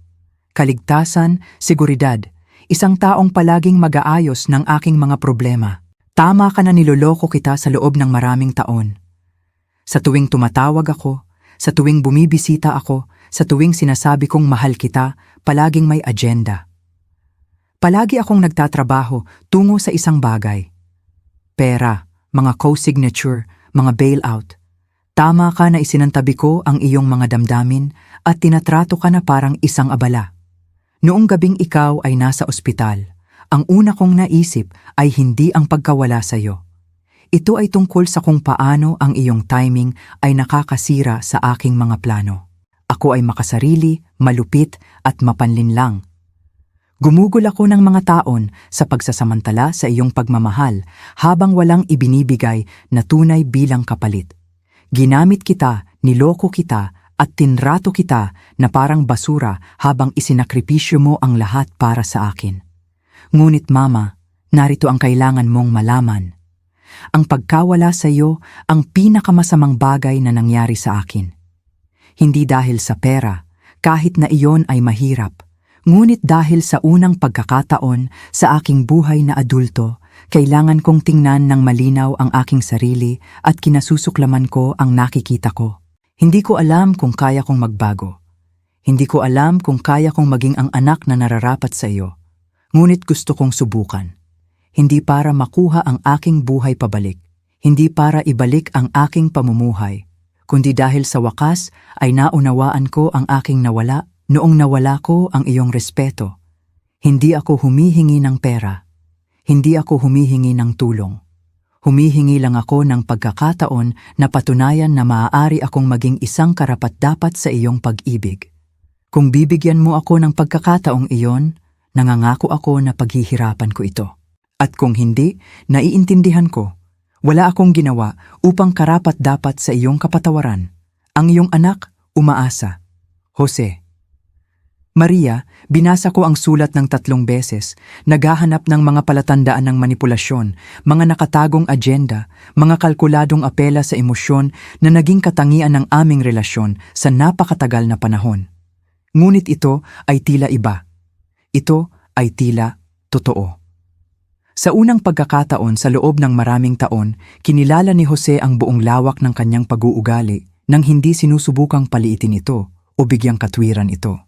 Siya ay kumukuha ng kumpletong responsibilidad nang hindi sinusubukang gawin akong makaramdam ng pagkakasala para sa aking tugon. Ito ay isang simula. Hindi isang solusyon, hindi isang garantiya, ngunit isang simula. Itinupi ko ang sulat ng maingat at inilagay ito sa drawer ng aking mesa. Pagkatapos ay nagbuhos ako ng isang tasa ng kape at umupo sa aking hardin, nag-iisip tungkol sa mga pangalawang pagkakataon at kung ang ilang mga tulay ay maaaring maitayo muli pagkatapos ng lahat. 2 taon nang lumipas, ako'y nakaupo sa aking hardin, nagbabasa ng sulat mula sa publisher na gustong mag-opsyon ng aking memoir para sa isang TV series nang tumawag si Jose. Mama, nakaupo ka ba? Palagi akong nakaupo kapag tinatawagan mo ako ng balita. Ano na naman ito? Si Sofia ay naaresto dahil sa ano? Embezzlement. Mukhang ninanakaw niya ang pera mula sa kanyang employer para mapanatili ang kanyang pamumuhay pagkatapos ng aming diborsyo. Nakita nila siyang naglilipat ng pera sa mga offshore account. Naramdaman ko ang isang pag-agos ng kasiyahan na hinaluan ng tunay na kalungkutan. Magkano? Napaka-mature mo naman. Natuto ako mula sa pinakamagaling na guro. Nag-usap kami tungkol sa kanyang trabaho sa misyon, ang kanyang promosyon sa program director, at ang kanyang bagong relasyon kay Sarah, isang social worker na mas pinahahalagahan ang integridad kaysa sa kayamanan. Sa unang pagkakataon sa kanyang buhay na adulto, si Jose ay nagtatayo ng isang bagay na tunay na batay sa katapatan at mutual respect. Habang nagpapatuloy ang aming pag-uusap, napagnilayan ko ang paglalakbay na lahat kami ay napagdaanan. Si Jose ay nagbago mula sa isang entitled manipulator patungo sa isang tunay na tumutulong. Si Sofia ay nagbago mula sa isang social climber patungo sa isang convicted felon. At ako ay nag-evolve mula sa isang enabler patungo sa isang empowered na babae na sa wakas ay naunawaan ang halaga ng aking sarili. Pagkatapos naming mag-usap, umupo ako sa aking hardin at nag-isip tungkol sa gabing iyon sa ospital nang halos mamatay ako ng mag-isa, na binaliwala ng aking nag-iisang anak bilang isang abala. Kung paano ang sandaling iyon ng ganap na kalinawan ay nagbigay sa akin ng lakas upang humiling ng mas mahusay na pagtrato at tumangging tumanggap ng mas mababa kaysa sa aking nararapat. Tumunog muli ang aking telepono, si Jose ay tumatawag pabalik. Mama, nakalimutan kong sabihin sa iyo ang isang bagay. Ano iyon? Tinanayong ako ni Sarah kung ano ang pinakamahalagang aral na natutunan ko mula sa iyo. At ano ang sinabi mo sa kanya? Sinabi ko na tinuruan mo ako ng pagkakaiba sa pagitan ng pagmamahal at paggalang, at na ang tunay na pag-ibig, ang uri ng pag-ibig na sulit, ay kasama ang parehong iyon. Napakaganda, Jose. Totoo yan, Mama. Salamat sa pagtuturo sa akin ng aral na yan sa mahirap na paraan. Iyon lamang ang paraan na natutunan ko ito. Pagkatapos kong ibaba ang telepono, nagbuhos ako ng isang baso ng alak, isang napakahusay na alak mula sa isang bote na binili ko dahil lang gusto ko ito, at iniangat ito sa isang toast sa aking refleksyon sa bintana ng hardin. Para sa mga pangalawang pagkakataon, sabi ko ng malakas, para sa pagtayo para sa iyong sarili, at para sa magandang katotohanan na hindi kailanman huli ang lahat upang baguhin ang iyong kwento. Sa edad na 60, nabubuhay na ako ng buhay na nararapat sa akin. Nakuha ko ito hindi sa pamamagitan ng pagkuha ng anuman mula sa sinuman, kundi sa pamamagitan ng sa wakas ay pag-unawa sa aking sariling halaga at pagtanggi na tumanggap ng mas mababa. Tinawag ako ni Jose na mapaghiganti noong una ko siyang pinutol. Tinawag ako ni Sofia na mapait at malupit. Mali sila tungkol sa aking mga motibo, ngunit tama sila sa isang bagay. Ako ang huling tumawa. Ngunit ang maganda tungkol sa partikular na huling tawa na ito ay lahat ay mas mahusay para dito. Si Jose ay naging isang tao ng integridad. Natagpuan ko ang aking lakas at boses. At kahit si Sofia, na nahaharap sa mga kahihinatnan ng kanyang mga pinili sa bilangguan, ay maaaring matutunan ang mga aral na pinigilan siya ng pribilehiyo na matutunan noon. Minsan ang pinakamapagmahal na bagay na maaari mong gawin ay ang sabihing hindi. Minsan, ang pinakadakilang regalo na maaari mong ibigay sa isang tao ay ang pagkakataon na harapin ang kanilang sariling mga kahihinatnan. At minsan, ang pinakamahusay na paghihiganti ay simpleng pamumuhay ng mabuti at pagtanggi na maliitin ng mga hindi magandang pinili ng ibang tao. Habang tinatapos ko ang aking alak at naghahanda para sa hapunan kasama ang aking mahal na kaibigan na si Sarah. Naramdaman ko ang isang gaan na hindi ko pa naranasan dati. Ako'y malaya. Malaya mula sa manipulasyon. Malaya mula sa pagkakasala. Malaya mula sa nakakapagod na trabaho ng pagmamahal sa mga taong hindi ako kayang mahalin pabalik ng maayos. Ako si Maria Steven, isang babae na natutong pahalagahan ang sarili at igiit na gawin din ito ng iba. At kung hindi iyon ang pinakamatamis na huling tawa sa lahat, hindi ko alam kung ano iyon.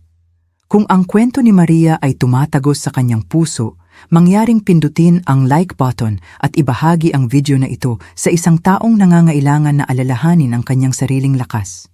Minsan, ang pinakamapagmahal na bagay na maaari nating gawin ay ang ipatupad ang mga kahihinatnan ng may katapangan at biyaya. Huwag kalimutang mag-subscribe para sa higit pang mga totoong kwento ng katatagan at katarungan. Ngayon, tingnan natin kung ano ang mangyayari kapag si Maria sa wakas ay inuna ang kanyang sarili.